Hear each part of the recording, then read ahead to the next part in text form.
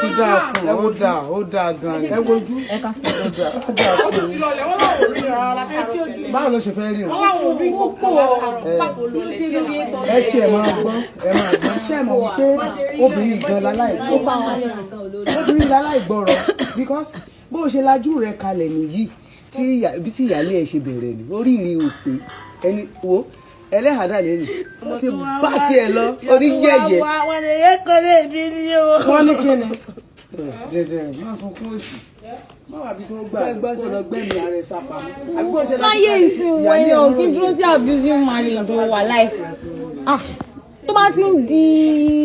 nínà ẹ máa kúrò ní. Bàálé lè pa àlọ́ làbí tó tó àwọn bàbá tó rà bàràbà kọ̀ ló ń kù. Mo máa yẹ lè léyìí. Kọ́lọ̀ dájú ọmọ tó rí ọkọ̀ lò tó rí ọkọ̀ sẹ́ẹ̀kì sí lọ. Ọkọ̀ dàmọ́ bá ti lè. Ó dá o bójúbójú o wọ́n ti ṣí ojú ẹlẹ́hà o rí wọ́n ṣe lu ẹlẹ́hà ní àlùbami ó dá ẹjẹ́ afẹ́lẹ́ ìkíyín káàbọ̀ torí àwa náà yọjú débí ní olójú fèrèsé ibi tá a ti kọ́kọ́ gbé borùn rèé o nílé ẹlẹ́hà àti àfà lábala lérèfé níbi tá a ti ń yọjú lójú fèrèsé mú kíyín káàbọ̀ lẹ́ẹ̀kan sí ìròyìn tòní ìgbáǹkọ́gbì ní o ẹ wo ibi tá a ń lọ kọ́ lélẹ̀ àyàbá lélẹ̀ yìí ṣùgbọ́n àwa ń pe gbogbo ẹ̀yin tẹ́ ń pariwo àwọn tán ní oníṣàríà àwọn ọmọ ṣe ẹ tí gbọ́ pé wọ́n ti fẹ́ lu ìkànnù àwọn ẹlẹ́yà pa wọ́n nítorí wípé ẹlẹ́yà lòun kò sáàyè ìbásùn lọ́dọ̀ àfà ó sì lọ gbowó oúnjẹ ó rè mówó nínú pọ́ọ̀sì àfà 800 naira ló di gbàgbùs báyìí o àwọn ò tiẹ̀ ní dúró kẹ́ẹ̀sẹ̀ lọ invite àwọn ará Sókótó wá kán wá bá yín parí ìjà lóní ti sàríà torí kò sí sàríà ńlẹ̀ Yorùbá lọ́dọ̀ tí a torí ẹ̀ náà jurisdiction onímọ̀ ẹ̀rọ Ṣèyí Mákindé ló ti ṣẹlẹ̀ òun náà sì ló kọ́kọ́ fẹ́ gba sàríà láàyè lọ́jọ́ sí láwa ń pè yín ní ìsinyìí ẹ wá fi ọwọ́ òfin gidi ní o kò kan sàríà ọwọ́ òfin gidi ní kẹ́ wá fi mú ẹni tó ṣiṣẹ́ láàbí ẹ̀ lílẹ̀ mọ́ o Ìbàdàn ló ti ṣẹlẹ̀ wọ́n ní Lápẹtẹ jurisdiction yín ni wọ́n ló ti ṣe bẹ́ẹ̀ na ìyáálé pa ní Ìbàdàn ẹ̀ ṣe nǹkan kan sí àwọn agbófinró òmu ẹlẹ́gbọ̀n àwa ń gbélé sí ilé tí báyìí o kó tún tó na ilé ìpa wọ́n sì sọ pé lè àrùn rọpárọsẹ̀ wọ́n ní ó ṣẹ̀ ń gbádùn nínú àrùn rọpárọsẹ̀ ni náà tún nà ní àlùbami ẹ tètè dìde o àbí ẹ fọwọ́ sí ní Ọ̀yọ́ bọ́n ṣe ń nu obìnrin rèé ẹ̀yin náà pín dọ́dọ̀ Ṣèyí Mákindé kó tètè mọ̀ wípé eléyìí kì í sọ ọ̀rọ̀ pé sàríà wọ́n fẹ́ fi sàríà ṣe nǹkan kan kì í ṣe mọ́sálásí náà ti parí ẹjọ́ eléyìí o ẹ tètè ní kí á mọ́ sáníwàrà sísà gbogbo ẹ̀yin tẹ́ ẹ bá bímọ obìnrin gbogbo ẹ̀yin tẹ́ ẹ bá láya obìnrin tán sì ṣe báyìí náà yàn ẹ tètè pápápá ẹ produce àfààyàn gbogbo ibi tí ó bá tẹ yanrìn dé ẹ fi yanrìn ẹ fi wá footstep ẹ kẹjá mọ̀ bẹ́ẹ̀ bá ti mọ ẹjá kò lórí pẹ̀lẹ́ o pẹ̀lẹ́. Allahu akbar sakira bagare ko ina kesu jabkeuga Allahu akbar alhamdulillah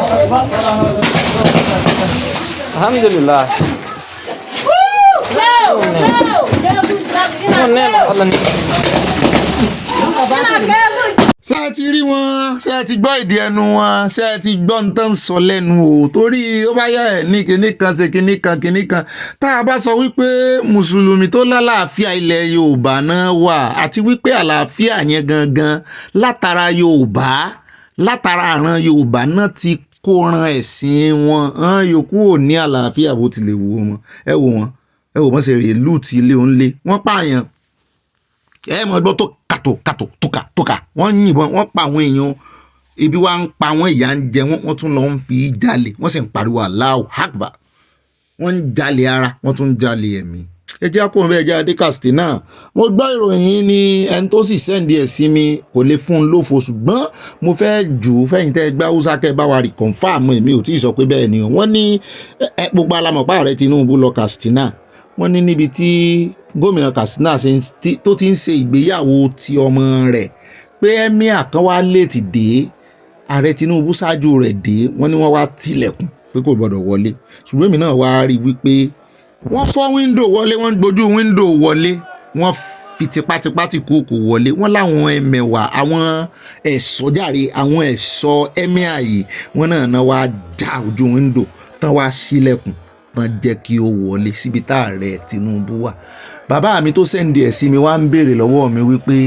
ǹjẹ́ àrìnfín kọ́ lélẹ̀ wípé ṣé mo lérò wípé wọ́n họ́nà ààrẹ Tinubu, ṣé mo lérò pé wọ́n rìgáàdì wọn. Mo ní ìyún ṣe wá kàn mí bá mi, ìyún ṣe wá kàn mí. Ẹ̀wẹ̀ mi ò dán lóhùn o.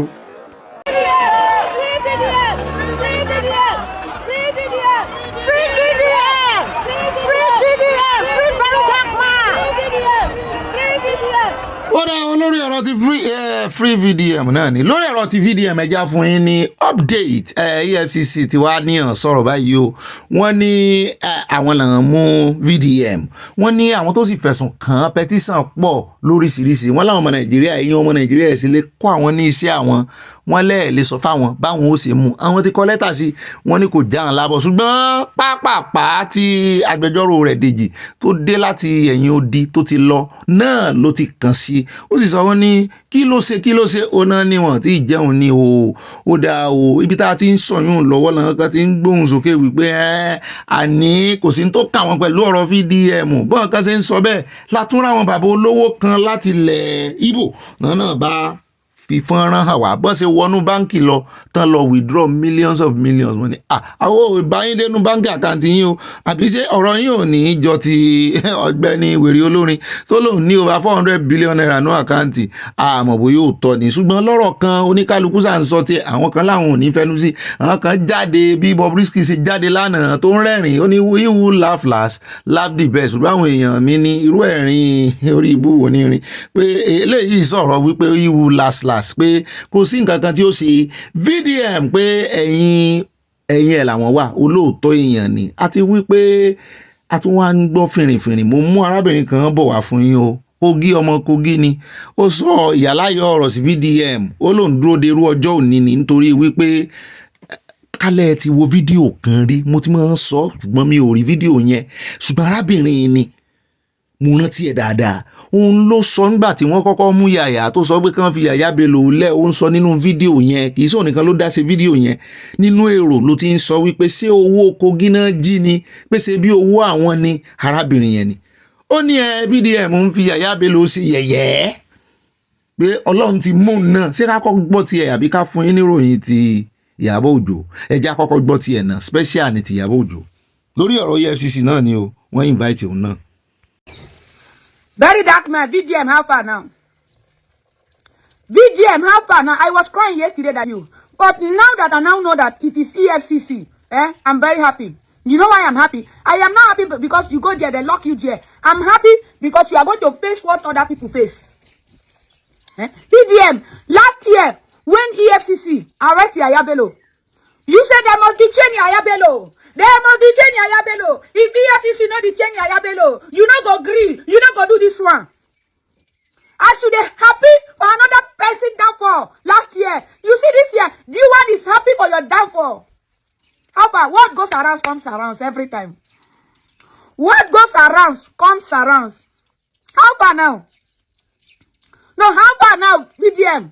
You are in the hand of EFCC now. Which is they don't even create awareness for you, say they come. But Yàyà Bello, they create awareness for him, say, them they come. He prepare, wait for them. You prepare. No, you prepare. The FCC, you must detain Yàyà Bello. If you don't detain Yàyà Bello, I be this, I be that. If they put pepper, they ask sort for waiting, you don't even know how it be. But today now, D1, they happy say, you they bring mama evidence. Where we say they go fit lock you there. They bring what it. Ẹ̀yin ọkùnrin ẹ̀yin bá mi ẹ̀yin mo bá lọ́rọ̀ tó bá jẹ́ ìyàwó yín ẹni kí n mọ̀ fi ìwé ìyàwó yín mo kàn ń ṣe sample ni tó bá jẹ́ arábìnrin yín ni ọmọ tàbí kó jọ ọmọ yín ṣé ẹ̀ ní nà lánàá jàtí. Ara àwọn tí bàbá wa Fẹ́mi Fálànà ní kí wọ́n máa fòfin múre o náà tí wọ́n máa gbèsè olè lẹ́yìn. Ṣùgbọ́n àwọn òpèèyàn kan ló lè wò àti ìtorí wọn tí accuse ẹ̀ ti ń gbèsè lẹ́yìn. Ṣùgbọ́n tá à ń sọ gangan ni wípé àwọn èèyàn mi ò mọ tó wà ní ọpọlọ wọn, ó yẹ kí wọ́n yí ọpọlọ àwọn kan wò. Nítorí bọ́n ṣe mọ̀ mi ò mọ tán wọ́n ń sọrú òun sọ̀rù tó ń wá àtàmọ́ àti dòní bá a ṣe ń sọ̀rọ̀ ní ìsìn EFCC ò tí ì sọ ohun tó ṣẹlẹ̀ tí Yàyà Bello wọ́n fẹ̀sùn kan nínú àwọn wọ́n fẹ̀sùn pé ó jí owó kan ẹ̀sùn bó tiẹ̀ jẹ́ pé wọ́n ti convict ẹ̀ wọ́n ti dájọ́ fún ṣùgbọ́n wọ́n fi ẹ̀sùn kan ẹ̀sùn yẹn náà fi trace ẹ̀ kí ló mú EFCC tí ò sọ ẹ̀sùn ti very dark man wẹ̀wá ní ìdẹ̀dẹ̀ bring ṣe rí báwọn èèyàn ṣe ríre o àwọn ni wọ́n ń gbin anini lára wọn lára o mo rántí ẹ̀ dáadáa póun ló sọ ń gbà yẹn wípé ṣé bí owó àwọn ni tí Yàyà Bello bá tiẹ̀ jí owó àwọn ni ara wọn rèé o tí ń fẹ́ ìbò lódìlódì yìí o ìbò Kogi ẹ̀yin ara Kogi ẹ̀ wọ́n bínú o ṣùgbọ́n ara ọmọ ara wọn yìí yóò yá o ẹ sọ fún o torí ìhun ò mọ ó wá dúró òun gbẹ ọ̀pọ̀ àwọn èèyàn wọ́n mọ̀ ń retí ọjọ́ ẹ̀san wọ́n fẹ́ gbẹ̀san lára very dark man ẹ̀rín yín ṣe pa mí ẹni tí ń gbèjà yín torí ẹ̀ ọ̀pọ̀lọpọ̀ ìfẹ́ gbèjà ọmọ Nàìjíríà nítorí nǹkan báyìí ni o wọn ìfẹ́ gbèjà rárá ọmọ Nàìjíríà ó tẹ́ wọn lọ́rùn kọ́ máa wò wọ́n ràn wípé ẹ jẹ́ káwọn aninilára yín kan fìyà jẹ yín bí ìyà àwọn bá dùn yín dáadáa ẹ fúnra yín lẹ gbàrà yín lẹ kọ́ndíṣàn Nàìjíríà tó mú Nàìjíríà bàjẹ́ dé ìkóríta yìí nǹkan méjì ni àwọn aninilára àtàwọn tán ní lára àwọn aninilára ń fìyà jẹ wọ́n ṣe wá ara àwọn tán ní lára náà àwọn náà ń sọ yes wọ́n kọ̀ǹkọ̀ sí ìnilára yẹn nítorí ẹ̀ wọ́n ti fi Nàìjíríà wé ọ̀rọ̀ àwọn gbogbo àwọn olórí yẹn wọ́n ní wọ́n ń tayọ draft ni wọ́n náà wáá fi àwọn ọmọ Nàìjíríà ṣe tébù orí àwọn ọmọ Nàìjíríà náà gbé ayò draft àbí ká pè láyò ọlọ́pọ́n orí àwọn ọmọ Nàìjíríà náà gbélé pé ó kàn kú káwọn ọmọ Nàìjíríà dìde sókè pé gbogbo ayò tó ń ta ó máa dànù ṣùgbọ́n àwọn eléyìí ò rẹ̀ dí o ibi tó ti ń tẹ̀ wọ́n lórí ibà tán gbé ayò ọlọ́pọ́n sí wọn lẹ́yìn tán fi wọ́n tayò náà ti ń sọ pé ẹ kárí bàbá kẹ bàbá sà lábẹ́ ibi tán ti tẹ̀rí wọn bá wọ́n tún ń gbè sáwọn aninilára wọ́n tún ń fọwọ́ wọ́n fi ń pa wọ́n lẹ́sẹ̀ wọ́n ń nu bàtà wọn bá wọ́n ṣe ń nu bàtà Ganduje lánàá nínú fíìmù tá a so nínú ìròyìn lánàá ẹ jẹ́ kó lọ́dọ̀ ilé kó wọ́n gba táìmù wa. nígbà yìí ẹ jẹ́ amẹ́nujá ti Ìyábọ̀ Òjó ti wá kọ long epistle lẹ́yìn ìgbà tó dé láti ọ̀dọ̀ EFCC mo ní àti ẹ̀yọ́gbọ́ àwọn ni wọ́n ṣe ní onífẹ̀rẹ̀jogi ni wọ́n ní wọ́n pariwo mo ní òkè bí ìgbà téèyàn bá fẹ́ sí ìnáwó tán ní wọ́n máa ní mọ́ pariwo wọ́n ní wọ́n ṣe ṣe nù EFCC ò lè mú wọ́n dájọ́ fún ó travel tẹ́lẹ̀ nígbà ó sì dé ó lè jẹ́ wọn ní wọ́n ní wọ́n ti ṣe bẹ́ẹ̀ náà fún very dark man pé nígbà kó tó dé láti China ló wà tán ti náà kó wá yọjú sàn nígbà tó sì dé láti China wọ́n ní kò yọjú wọ́n ní sọ́lọ́ yóò lòun ò mọ̀ pọ́n pé òun ni ṣùgbọ́n tí Ìyábọ̀ Òjó ní ìsìn ẹ̀sùn ibi tí wọ́n ti ń ná owó tán ti ń ná dọ́là níbi ìgbéyàwó tó ṣe fọ́mọ láìpẹ́ yìí wọ́n ní torí ẹ̀ ni wọ́n ṣe pé wípé wà àwọn náà rí àwọn ọmọ mú kékeré mọ́ lórí ọ̀rọ̀ dọ́là àbí lórí ọ̀rọ̀ náírà àbí wọ́n abuse owó pé àwọn fẹ́ gbé ọ̀nù pé ló bá ń wò pé ṣé bí kan mutuléètì owó nìkan bóyá kan ya owó tàbí kan gbẹ́sẹ̀ lé kan jump sórí ẹ̀ kan máa fò lórí náírà kan máa dàlúra wọn kan máa fi náírà gbá bọ́ọ̀lù pé òun lòún rò pé wọ́n ṣe ń mú yàn irọ́ o pé tán bá náwó fún ọ náà ń gbòòrò ayé nìsín wọ́n mú yàn o pé tó gbọ́ pàṣẹ fi Ọ̀gbẹ́ni kan lẹ̀ ní ìkan lára àwọn àbúrò olówó àbúrò mílíọ̀nìyà e-money wọ́n ní òun gbọ́ òun ò mọ̀ òun rò pé bóyá wọ́n jowó lura wọn ń fowó jà rárá o sọ́ra rẹ̀ o so ní ṣe bẹ́ẹ̀ mọ̀ ó dà á fi ọ́ lẹ́nà on bail condition ṣùgbọ́n a mọ̀ tún ránṣẹ́ sí ọ o torí àní fẹ́ kàn sọ pé à ń sojú ayé a mọ̀ ránṣẹ́ sí ọ bó o ṣe wáì náà ni kò ṣe wá ọmọ sà fún wa o ara ìsá fara òun ni ó dá òun ti gbọ́ ní kí ló dé tán wá ṣe irú ẹ̀ fún very dark man náà ṣé ń bá wọn lágídí ni wọ́n ní tí anybody bá gbé wá làwọn ò gbé fún tó bá gbé wá lọ́wọ́ ẹ̀rọ àwọn ò fọwọ́ ẹ̀rọ ṣe àwọn oṣù oníjàgídíjàgan bọ́n ṣe ń pe àwọn òṣìṣì tọ́ọ̀gì nínú àwọn ọ́fíìsà àwọn wípé wọ́n kàn fẹ́ sọ àwọn lórúkọ táwọn ò jẹ́ ni mo ní ó dà àmọ́ wò bóyá torí pé ó sì jóbìnrin lẹ́ẹ̀ṣẹ̀ rọ́fándù rẹ̀ ṣùgbọ́n wọ́n ní ọ̀rọ̀ tó ní ṣé very dark man náà wá náwó nàkúnà nìsan náwó fún ni só jí owó olówó kí lẹ̀sùn tẹ́ fi kàn gan-an ṣe wá sọ bẹ́ẹ̀ ti sọ ti Ìyábọ̀ Òjó fún sì jẹ́ òpẹ́ lọ́dọ̀ yín sì gbọ́ pé bóyá ẹsẹ̀ ń fún ní bail condition ṣùgbọ́n àwọn wo wọ́n ti láwọn very dark man lẹ̀ tó bá ti kọ̀ǹkọ̀. ó dá àwọn ẹja dọ́dọ̀ Trump bọ̀dà rẹ́mìrẹ́mì iye kan yín rèé o ibi tá a ti gbọ́ ẹgbẹ́ wọn ní ẹ fẹ́ mọ̀ fún àwọn èèyàn 1,000 naira kan mọ́ padà ó kéré illegal immigrant ibi tá ti ń bọ̀ jíìn ẹ mọ iye owó wàhálà ńkọ́ gẹ́gẹ́ bí ìròyìn tó ń tẹkọ̀ létí sí wa lágòdò wa o wọ́n ní President Trump ti ọ̀fà ni o bí ìgbà téèyàn bá ń dúnàdúrà wípé wọ́n ní gbogbo àwọn tó bá jẹ́ illegal immigrant pé àwọn ò fẹ́ máa lé wọn kiri mọ́, àwọn ò fẹ́ máa fi ọ̀pá pọ̀lọpọ̀ lọ́bọ̀ wọn lọ́fun mọ́, kàn máa lé wọn kiri, àwọn ò fẹ́ máa tan rédà wọn, wọ́n ń dàn láàmú jù pé ẹ kàn yọjú sàn 1000 wà nílẹ̀ fún yín bó bá jọ ọmọ Nàìjíríà ni mo lè lò ní 1000 èló ni 1000 tó fẹ́ mọ́ bábọ̀ wà ń lé ìgbó ní òfin náà tán 1 point kìíní kan ìgbó ní òfin náà tán lé káàtì ẹni 10,000 àbí 20,000 lẹ̀ fún wọn ní ìsìn ṣùgbọ́n àwọn kan sọ fún mi wọ́n ní kán fún wọn jù bẹ́ẹ̀ lọ àwọn èèyàn ò ní kú wọ́n ní ṣé ẹ fẹ́ kán mọ́ lọ nú òkùnkùn ni mo ní bo nú òkùnkùn Nàìjíríà wọn ti dà pàápàá jùlọ táàrẹ Tinubu ṣe kìíní ní ìsìn àbẹ́ gbọ́ pé wọ́n ti ṣòfin bí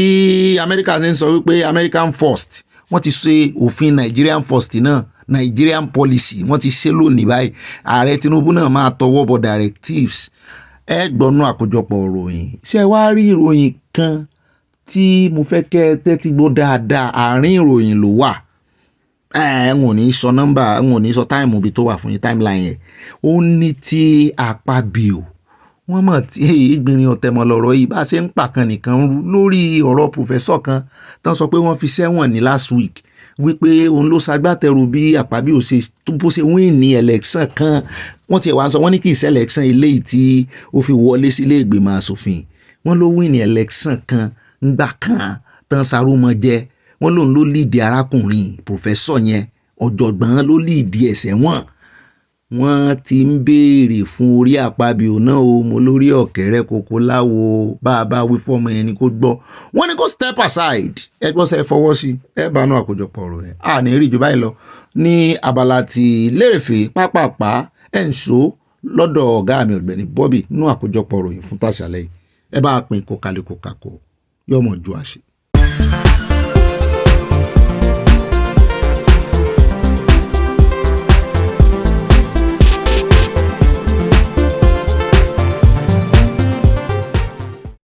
Oya kéwú ni mo fi wọlé kéwú ni mo fi wọlé ilé ológo ilé aláyọ̀ o kéwú ni mo fi wọlé Àjàúra kábì ẹ̀mí sọ ẹ sọ pé paul ẹn tẹ́mi bá gbé ìyá mi ò délé bẹ́ẹ̀ mi bá gbé yín ta ni ó tura fún yín ìyá Jésù kú wà ń bí Àjàúra kábì ọba mi dé o olórí ayé dé o ọba mi dé o ó ti dé Àjàúra ẹ̀mí lómi kéwù láfi wọlé orin ẹ̀mí láfi wọlé lónìí orin ẹ̀mí láfi wọlé óyá ẹ̀ máa ní eré ẹ̀mí yá mo fẹ́ lọ bá wọn ṣe eré ẹ̀mí yá mo fẹ́ lọ bá eré ẹ̀mí yá mo fẹ́ lọ bá wọn ṣe o eré ẹ̀mí yá mo fẹ́ lọ bá ebèrè bá ti yá ìránṣẹ́ pé mi ò eré ẹ̀mí yá mẹ́ta látẹ̀wọ́ iye o ìrìjà bóyá já ìlú já ìlú àti wọnú ẹ̀mí mo rántí kérú mo sọ fún yín pálásọ funfun ni mí ìyá mi àná ó ti mọ́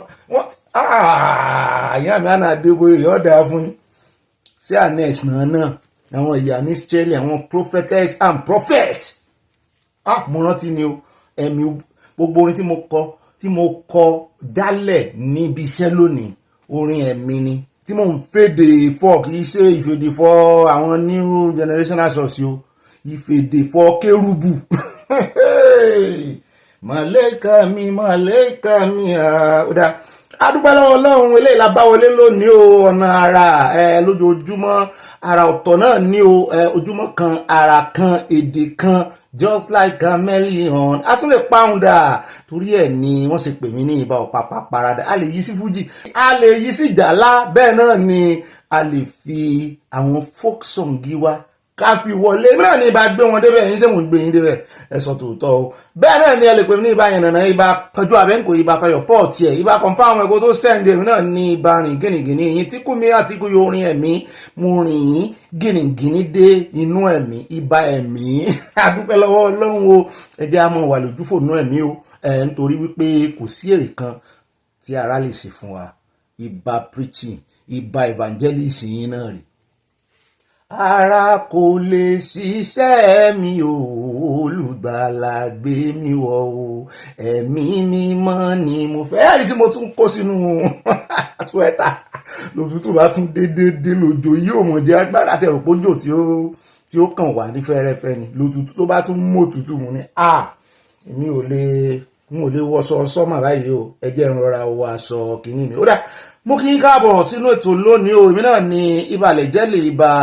reportedly gbogbo tẹ́ ẹ bá gbọ́ lórí ètò kí ni o reportedly and allegedly ní àtẹnu àbùkù báyàn kankan ìròyìn làwa ń kà ṣùgbọ́n ọlọ́gbọ́n ló lè yé ọmọ ló lè wọn nítorí lówelówe là ń lùlù àgídìgbò bá a ṣe máa ń kọ ìròyìn wa nù ó sì ń yé àwọn tiwa torí àwọn ọlọ́gbọ́n lọ́lọ́run fi tì mí lèmi náà wá ń yí sọ̀tún yí sósì yí síwájú yí sẹ́yìn láàrin wọn bẹ́ẹ̀ ni wọ́n ní ẹni tá a bá sùn tì làwọn ìlú mò ń jẹun pa lu àwọn ọmọ mi hàn bá mi dáadáa nínú ọgbọ́n nínú òye mo dúpẹ́ lọ́wọ́ yín o tẹ́ ń kọ́ mi o mo sì ń gbẹ́kọ̀ọ́ torí wọ́n ní bíbí ire ò ṣe fowóra bábá bí òun léere tán ó tún wá túnra rẹ̀ bí níbi ire ó dá o adúpẹ́ lọ́wọ́ Ọlọ́run o èmi náà ní ibà kéde fún Yorùbá Nation káfàtà lónìí ọjọ́ kẹfà nínú oṣù karùn-ún ọdún 2025 kẹrẹkẹrẹ yìí ń lọ díẹ̀díẹ̀ náà nu ẹ̀mí wa ọ̀sán ní ìbálọ láṣẹ Ọlọ́run Èdùmàrè ó dá gbogbo eléyìí tẹ́ rí inú abala lérèfé ayọjú lójú wíńdò ní agbébòrùn dé bẹ́ẹ̀ ni bá mi kan ni mo tún gbébòrùn dé Mọ̀dákẹ́kẹ́ lọ́dọ̀ bọ̀dà Délé Mọ̀mọ́dù bá mi Olúfẹ́mi wọ́n ní kí mọ̀jẹ̀ kan da atagúngún sí wọ́n ní kí mọ̀jẹ̀ kan da tajútajú sí àyà lójú òun ní rárá ní gbogbo wa náà bí n bá sòfòfó dọ́dọ̀ wọn bó lèmi ó sì rófòfó sọ fẹ́yìn ibẹ̀ ẹ̀yin náà wọ́n ń ganu sòfòfó ni bá mi Olúfẹ́mi ó dá o mo ti ganu sí gbogbo kọ́mẹ́ǹtì yín bá a bá dé ìkóríta kọ́mẹ́ǹtì ẹ̀yin olólùfẹ́ wa tí tá a bá dé ìkóríta yẹn níbi tí ọ̀pàpà ti mọ́ parada àyà mọ́ parada àyà mọ́ dọ̀gá rẹ̀ mọ́ parada níbi tí àyà ti mọ́ parada tí mọ́ di ọ̀gá rẹ̀ tọ́gá rẹ̀ mọ́ parada tí mọ́ di àyà á gbé yín débẹ̀ ogun tèmi náà ganu sí tí mo gbọ́nu kọ́mẹ́ǹtì yín lánàá ó ríngì bẹ́ẹ̀ nínú etí mi kódà ń kọ̀ọ̀kan ìjẹjẹ ẹjẹ́ àmọ́ ya àwọn ibi tá à ń lọ ká mọ́ dènà pẹ̀lú ká mọ́ fa àkóso fún ibi tá à ń lọ lónìí kò jìnnà rárá ṣùgbọ́n ẹjẹ́ àkọ́kọ́ yọ ń kọ̀ọ̀kan náà kó lè yé wa bá a bá débẹ̀. alákọ̀ọ́kọ́ ń bẹ̀rẹ̀ ẹjẹ́ adé ọ̀dọ̀ ààrẹ Tinubu o níbi tí òjíṣẹ́ wọn ti ń jíṣẹ́ o tá a lo òjíṣẹ́ wọn àná náà sọ̀rọ̀ tán sọ wípé economy ti ń bend kọ́nà nǹkan fẹ́ sọ ni wípé economy ti ń turn the bend wọ́n sì máa ń sọ ní economics nìyẹn is turning the bend ni wípé bí mọ́tò bá ń lọ tó bá ti dé bend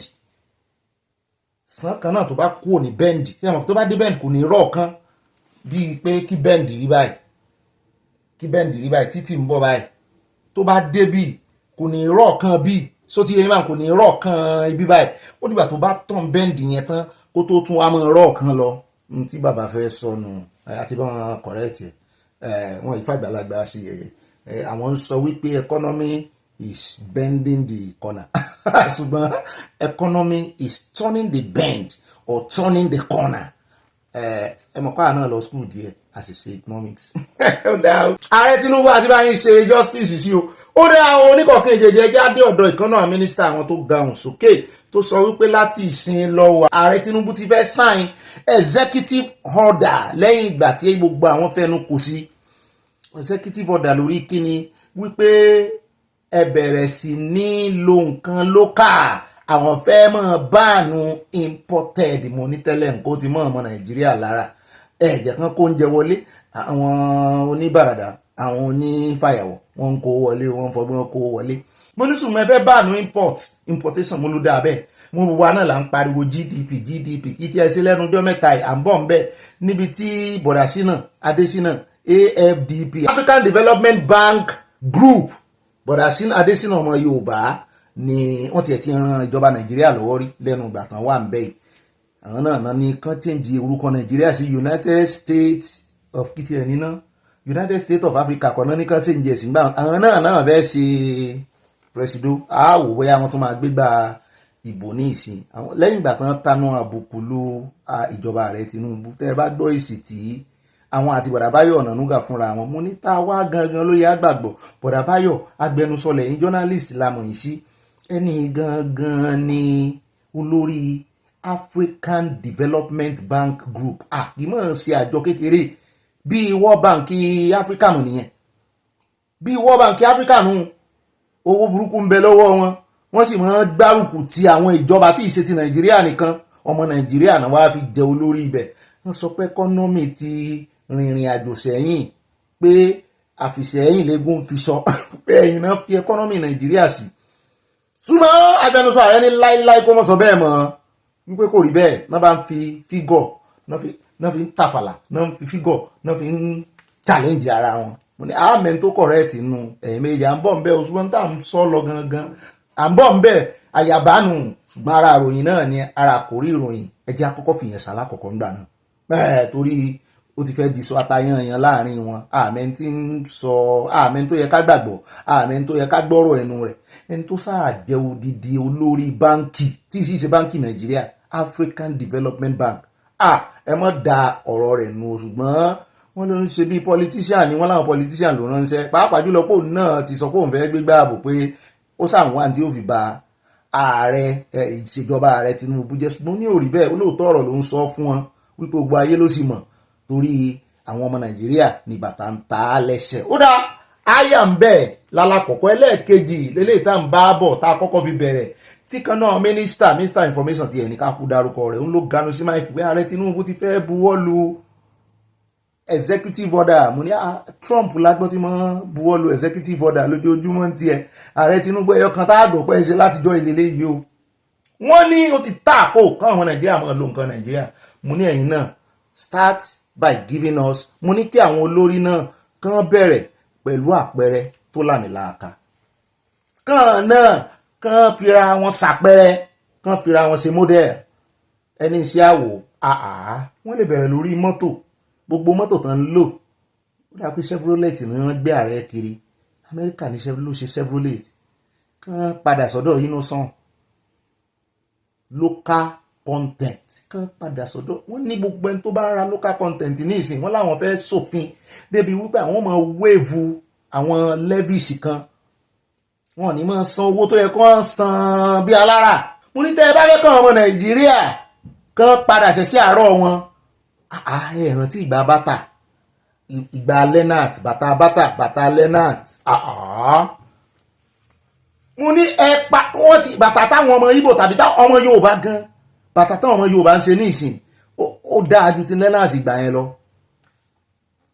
kán wá mọ́ ṣékó ọ̀ríjínà dáadáa kì í ṣe bí ìtàn ọmọ Ìgbò ti abá tọ̀nìjà rárá kán ṣékó ọ̀ríjínà dáadáa ẹni bá sì fẹ́ ṣe fèkì ẹ̀ náà kán ṣe fèkì ẹ̀ sẹ́gbẹ́ ṣùgbọ́n kán jẹ́ káwọn èèyàn mú òótọ́ eléyìí kò wọ́n tẹ́lẹ̀ yóò eléyìí lọ́ríjínà eléyìí ní gbàrọ̀gùdù oníkálukú ó sì mọ bí àpò rẹ̀ bá ṣe ṣe tó kò sí tó burú mbẹ̀ ṣùgbọ́n ṣé Nàìjíríà ti tó tán ṣe ẹ ti ṣe tán ìrànwọ́ wo ni ìjọba gan fẹ́ gbé kalẹ̀ fáwọn èèyàn tẹ́nìkan mọ́ lo local content oúnjẹ náà wà ń bẹ o ẹ̀yin náà ẹ kọ́kọ́ bẹ̀rẹ̀ rẹ̀ náà innovation ẹ kówó sórí innovation development research and development à ń bọ̀ mẹ́gbọ́n tó lè ṣeé ṣe nǹkan mélòó ni Nàìjíríà ń ṣe ní ìsìn kán tí ẹ bẹ̀rẹ̀ lórí epo kán yé kó epo wọlé mọ́ yóò tiẹ̀ dáa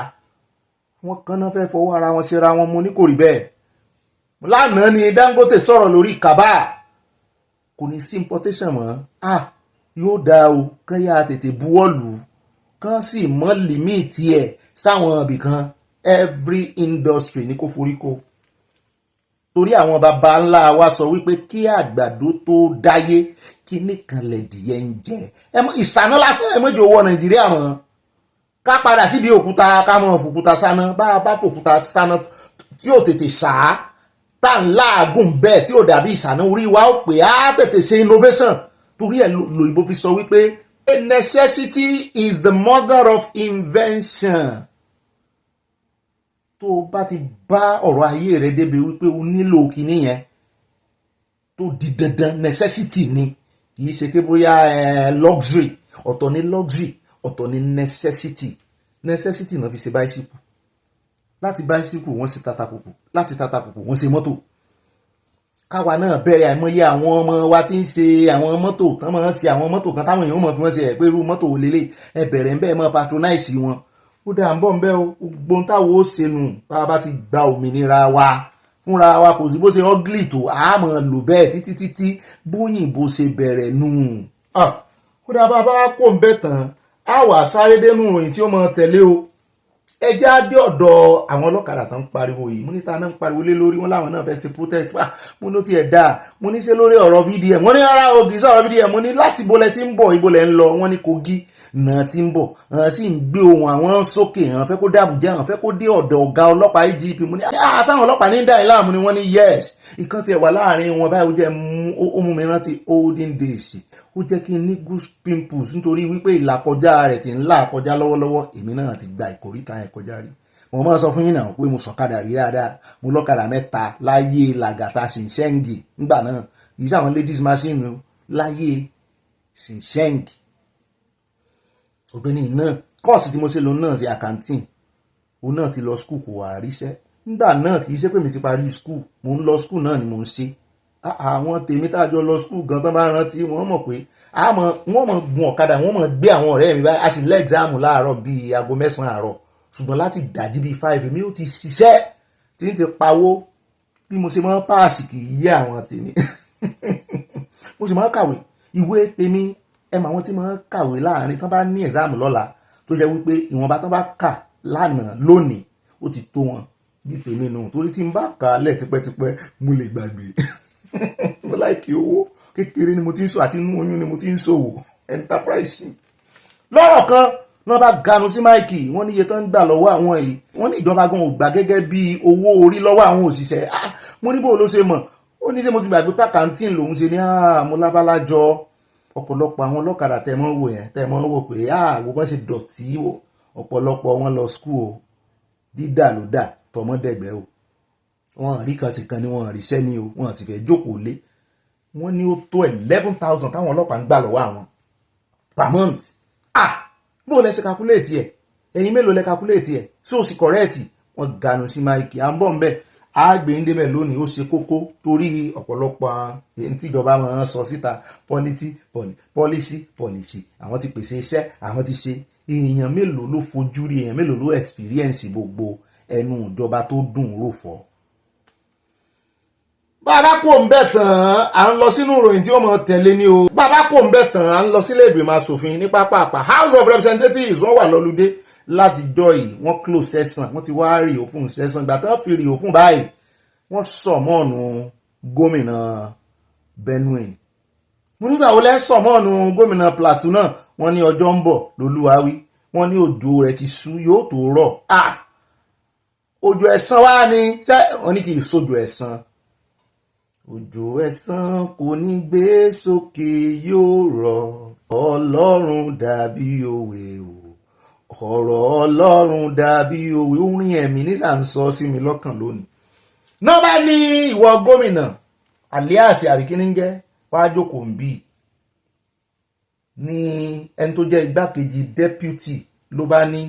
kí ló dé táwọn èèyàn ń kú pẹ́ẹ́pẹ́ẹ́ nípínlẹ̀ rẹ̀, so fẹ́ ká declare state of emergency ní sí òka ọ lára ni. Kò tó báyìí ní Rivers o, àwọn èèyàn tó kú lẹ́nu last month kì í ṣe kékeré o, ṣùgbọ́n síbẹ̀ náà àwọn ò rí agility rẹ, àwọn ò rí ìtara rẹ pé kí ló dé tán pa àwọn èèyàn lóko, wọn ráyè roko, wọ́n ń pa àwọn èèyàn nù lé wọn. Kí ló dé ẹ̀jẹ̀ aláìṣẹ̀ ní gómìnà bá gbà á sódì, ó balábo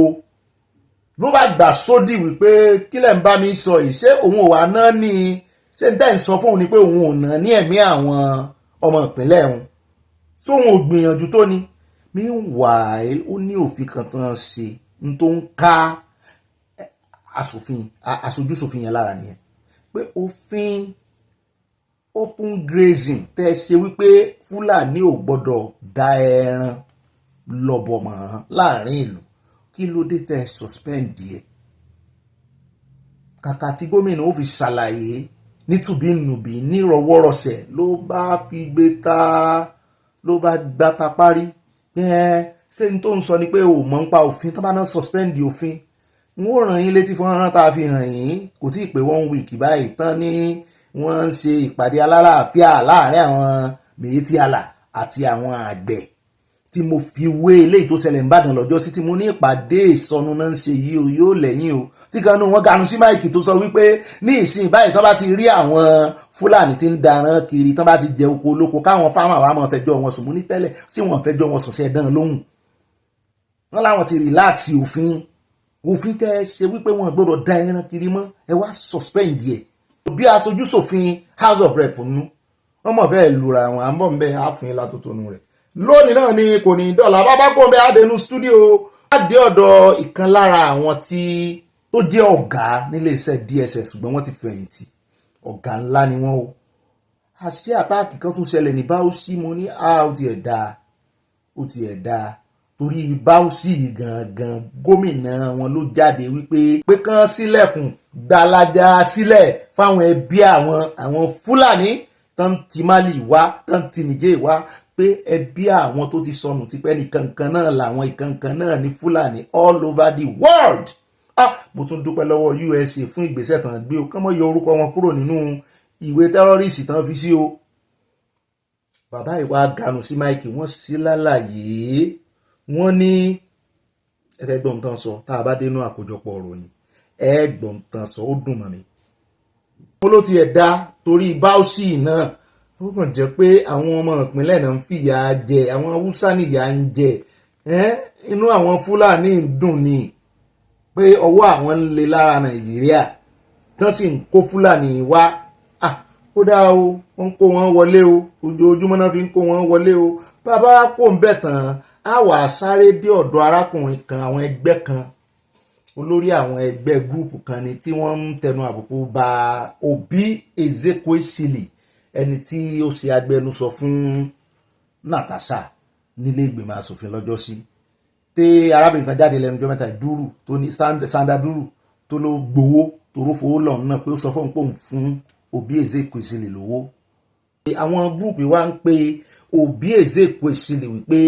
kó náà jáde kó wá dìbọ́ǹkì ẹ̀sùn tán fi kàn án ṣùgbọ́n ká tó wí ká tó fọ̀ làwọn ẹgbẹ́ mi náà bá tún kóra wọn ẹgbẹ́ civil society tiẹ̀ lẹ́lẹ́kejì náà bá sọ wípé kí akpabio náà kú lórí oyè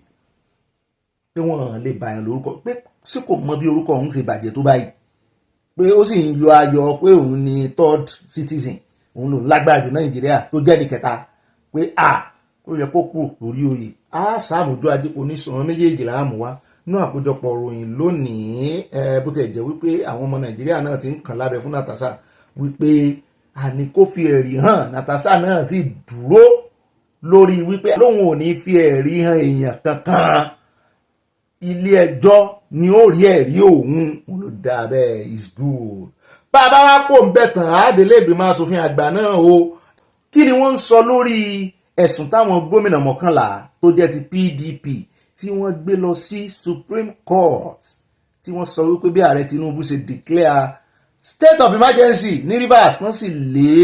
gómìnà bẹ̀ kúrò lórí oyè tán suspend ẹ̀ fún 6 months wọ́n ní kí ilé ẹjọ́ dá sí ilé ẹjọ́ Supreme náà sì gbọ́dọ̀ gbẹ́jọ́ lọ láwọn National Assembly àwọn senator yìí náà bá rí ìdẹ́bù wọn ń bẹ̀ lẹ́nu ọ̀nà náà ti dẹ́bù wọn wípé àní ẹ̀ ní kọjá náà bá ń rawọ́ ẹ̀bẹ̀ sí Supreme Court pé kán dá ẹjọ́ wọn nù àbọ̀ ń bẹ̀ á fún kúlẹ̀kúlẹ̀ rẹ̀ ní àkójọpọ̀ ròyìn eléyìí táwa fi ká gbogbo ẹ̀ ńlẹ̀ lónìí ẹjọ́ wá sáré dé studio lọ́dọ̀ arákùnrin yìí ó ganu sí máìkì ó ní rìfàìnẹ́rì ẹyọ kan ṣoṣo ló wà Nàìjíríà mo ní mọ́mọ̀jẹ̀ kan bọ́ gbọ́ rìfàìnẹ́rì wà ń wọrí o wọ́n ń tanra wọn ló ń ṣiṣẹ́ o rìfàìnẹ́rì wà ń pọ́tà o ó wà ní Kaduna o ó ní rìfàìnẹ́rì ẹyọ kan ó ní ti Dangote nìkan sí ni ó ní yòókù ó ti dòkú mo ní ṣé wọn wà á lè sòkú rẹ̀ dá láàyè ó ní kán gbójú kò ń bẹ̀ ó ní kí ìjọba kan concentrate lórí ti Dangote nìkan mo ní mo bá ń rò sínú pé ń jọ bẹ́ẹ̀ ni pé Dangote ló ràn arákùnrin lọ́wọ́ ló ń gbọ́ mo ṣe ń rò mo ní ó gbọ́ èrò ọkàn mi etí rẹ ló láòdù tó ń àbí òun ríran òun wo iṣẹ́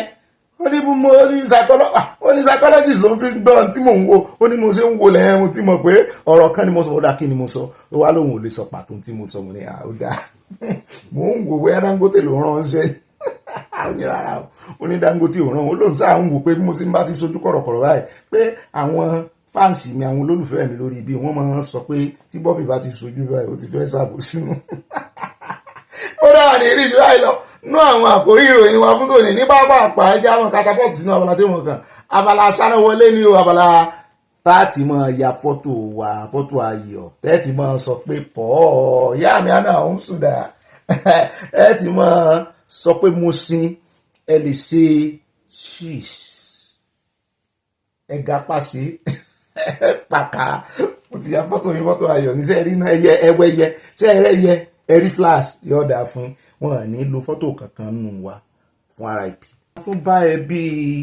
Tamilore ọdún sí àtúnbá wọn kẹ́dùn lẹ́ẹ̀kan sí o Ọlọ́run ó bá dùn wọn nù o yóò bá wa dùn wọn nù o yóò bá wa dùn wọn nù o kò yí sí o. ó dá o nínú abala tí sáná wọlé ètò ní alákọ̀ọ́kọ́ ń bẹ̀ ẹjẹ́ á lọ sí ilé ẹjọ́ gíga kan nípínlẹ̀ Rivers níbi tá a gbọ́ pé wọ́n ti da ẹjọ́ ẹgbẹ́ kan tórúkọ wọn ń jẹ́ because of our tomorrow people's party mo ní sí ẹgbẹ́ lélẹ́yìí àbí party wọ́n ló ń jọ bí ẹni pé party ni mo ní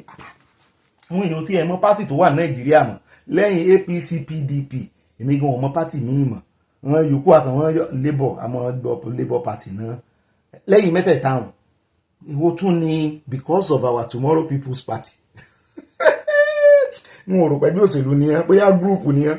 àyà ní sí ẹgbẹ́ òṣèlú náà ló ń jẹ́ bẹ́ẹ̀ mo lémi náà ò gbọ́ rí o because of our tomorrow people's party BOOTPP ó ti gùn jù wọ́n náà gbẹ́jọ́ lọ ilé ẹjọ́ wọ́n wà lára àwọn tán gbẹ́jọ́ lọ ilé ẹjọ́ wípé àwọn asòfin ọmọ asòfin ìpínlẹ̀ Rivers pé wọ́n ti defect sí ẹgbẹ́ APC lọ́jọ́ sí wípé kí ilé ẹjọ́ kó yọ wọ́n kúrò ní ipò mo ní because of our tomorrow people's party kí ló kàn yín bẹ́ẹ̀ wọ́n ní stakeholder làwọn náà ẹgbẹ́lẹ̀ dà tó níwò ìgbín náà ní ojú mú ní gbogbo yẹn sáwọn dẹ́gbẹ́lẹ̀ lélẹ̀ tó ti fẹ́ sọ Nàìjíríà di one party system yín lọ́wọ́ tí gbogbo wọn ń defect ẹ̀yìn tí wọ́n ń gbẹ́jọ́ defect àwọn ará bí ìgbà ẹ̀rín wọn parí àwọn èèyàn ń defect lọ́tún lọ́sì àwọn gómìnà tó wà ní PDP tán defect ní ìsìn ó yẹ kán forí oyè lẹ́ o kán tó defect o kò séyìí tó forí oyè tí pátì rẹ̀ gbé débẹ̀ lẹ̀ ẹ̀yìn wá láwọn kan defect ẹnì kan yọwọ́ kílà ń kó wọn nílé ẹjọ́ bá dáná lóò ilé ẹjọ́ Supreme pé àwọn ò ní jurisdiction lórí ẹjọ́ yìí ẹjọ́ tó gbé wá síwájú àwọn ó ṣe mistake o nílé ẹjọ́ gíga yẹn bá ní àwọn ò ní jurisdiction lórí ẹjọ́ tó gbé wá ṣé wò ó gbọ́ ẹjọ́ tán dá ni ńgbà tán dájọ́ fún ọ̀gbẹ́ni Simlaye Fubara wípé kó padà lọ sọ́dọ̀ àwọn ọmọ ilé ìgbìmọ̀ asòfin ṣé bí ara tó mú Fubara náà mọ́ ṣagídí nìyẹn pé àwọn ará bíi ti defect tí ò fi rí wọn gẹ́gẹ́ bí ojúlówó ọmọ ilé ìgbìmọ̀ asòfin mọ́ ṣé bí ilé ẹjọ́ Supreme tó ga jùlọ wọ́n ti ní kó padà lọ bá wọn pé ìtumọ̀ ẹ̀ náà ni wípé àwọn olójúlówó èyí tí wọ́n ń gbẹ́jọ́ bọ̀ pé irọ́ ẹjọ́ yìí ó mẹ́hẹ̀ àwọn ò ní jurisdiction láti gbọ́ o gbé kó wájú àwọn náà bá dànù tàbí omi ìsanwó náà bá tún ní wá 300,000 báyìí kó rè kó fún àwọn tó pè lẹ́jọ́ àwọn asòfin náà tún ni. Court had previously dismissed 2 other matters still on the issue of defection, but the plaintiffs in this suit still felt that there was still something for the court to determine, and so they were determined to proceed with their own suits in spite of the previous decisions of this same court on the issue of defection, which was also predicated on the judgments of the Supreme Court on the same issue. So this is the last one before this court, and the issues have been settled. Àwọn asòfin ìpínlẹ̀ Rivers wọ́n ní ó lè san owó tán 300 kí wọ́n ló gbẹ́jọ́ lọ wọ́n ní mélòó ní inú ẹgbẹ́ political party because of our tomorrow people's party. ẹ jẹ́ kó bẹ́ o ṣe rí ọ̀rọ̀ Nàìjíríà yìí kò yí àwọn tó pera wọn lólórí mọ́ lórí ẹkọ́nọ́mì ti bẹ́ǹdì kọ́nà. ẹlẹ́ẹ̀kejì ẹjẹ́ ajé Sókótó ọ̀dọ̀ brother mi Koiki mo tiẹ̀ ti rí léyìí níbi tí arákùnrin kan lórí Facebook tó ń jẹ́ Haúsá wá òun ló ní handle yẹn tó ti kọ lẹ́tà tá gbangba sí Sultan of Sokoto ó ní Dear Sultan Abubakar Saad, are you aware that àwọn agbésùmọ̀mí English ló kọ́ sùnmọ̀ jẹ́ kí n sí ẹ̀dá ẹni Yorùbá ó ní ǹjọ́ mọ̀ wípé àwọn agbésùmọ̀mí ti pa Chief Imam Maru Jumat Mosque, Akali Saliu Sulaiman pẹ̀lú àwọn ọmọ rẹ̀ mẹ́ta wọ́n pa wọ́n despite receiving 11 million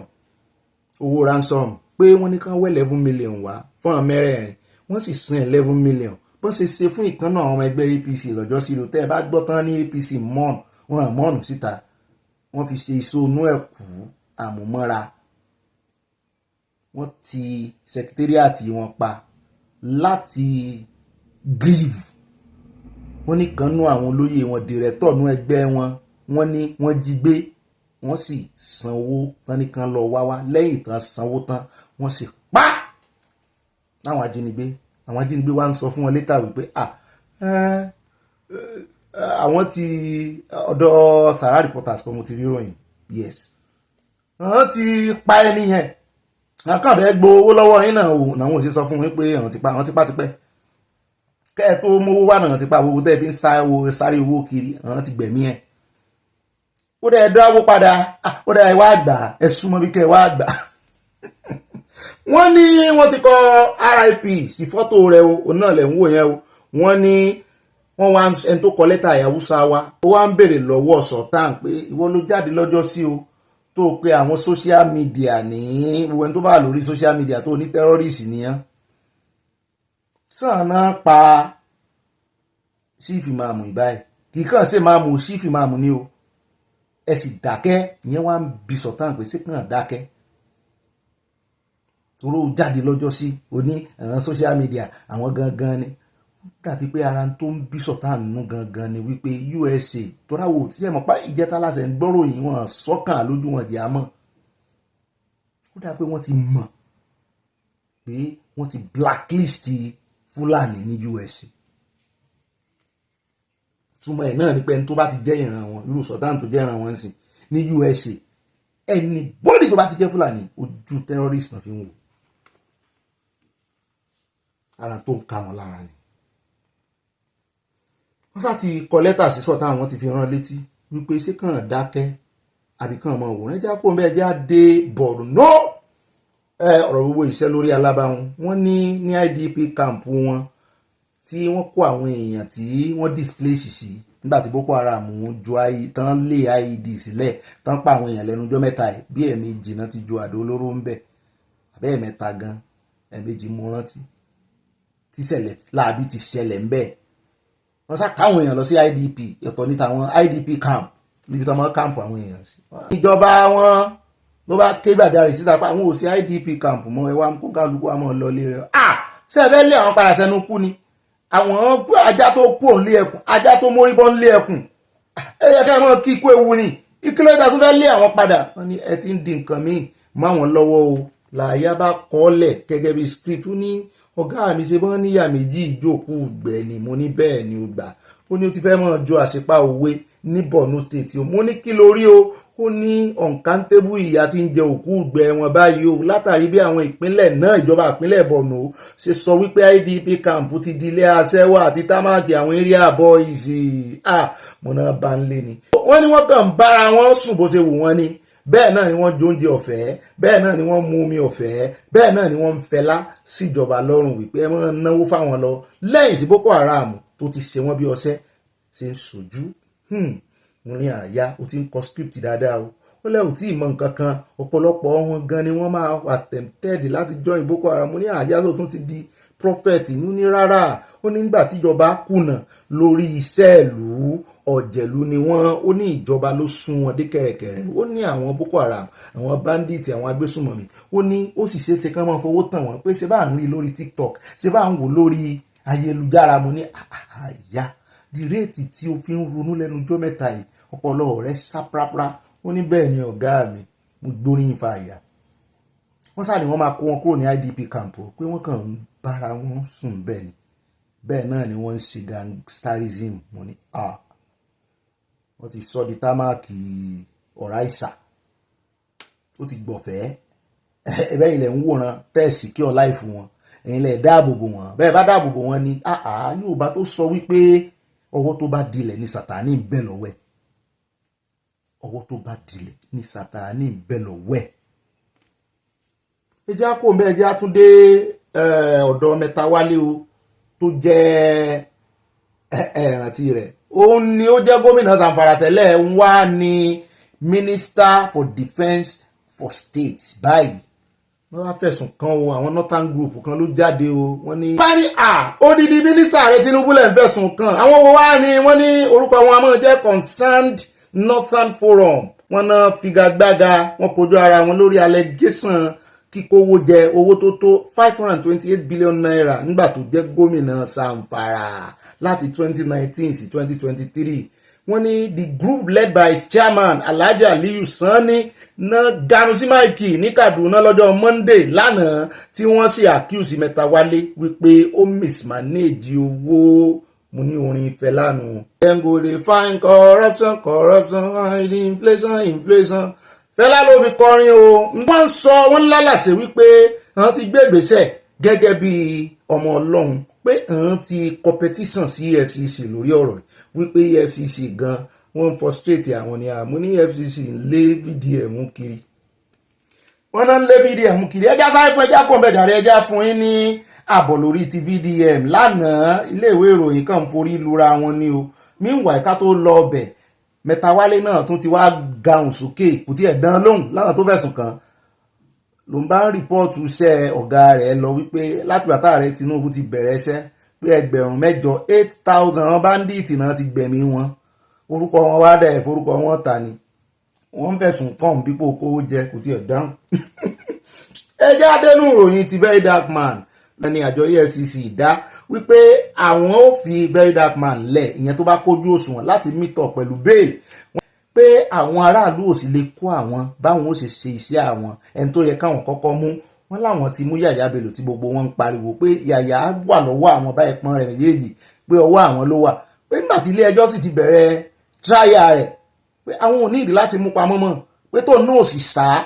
kúrò ní Nàìjíríà pé ṣe bí àwọn bá bẹ́ẹ̀lì ẹ̀ ilé ẹjọ́ bá bẹ́ẹ̀lì ẹ̀ ó sì ní gàràǹtọ̀ bó bá sá lọ àwọn onídùúró rẹ̀ làwọn ò mú wọ́n ní so àwọn ò fi Very Dark Man náà lẹ̀ gbogbo yín náà lẹ́ gbọ́ ohun tó ṣe wọ́n lẹ̀ lè kó àwọn níṣẹ́ àwọn ṣùgbọ́n àwọn iléèwé ìròyìn agbáṣe jí láàárọ̀ èyí tó gbé lánàá wípé EFCC sọ̀rọ̀ táwọn kan dá padà pé EFCC láwọn ò sọ̀rọ̀ ló bá tún gbé padà wípé wọ́n ń ṣiṣẹ́ àwọn délẹ̀délẹ̀ o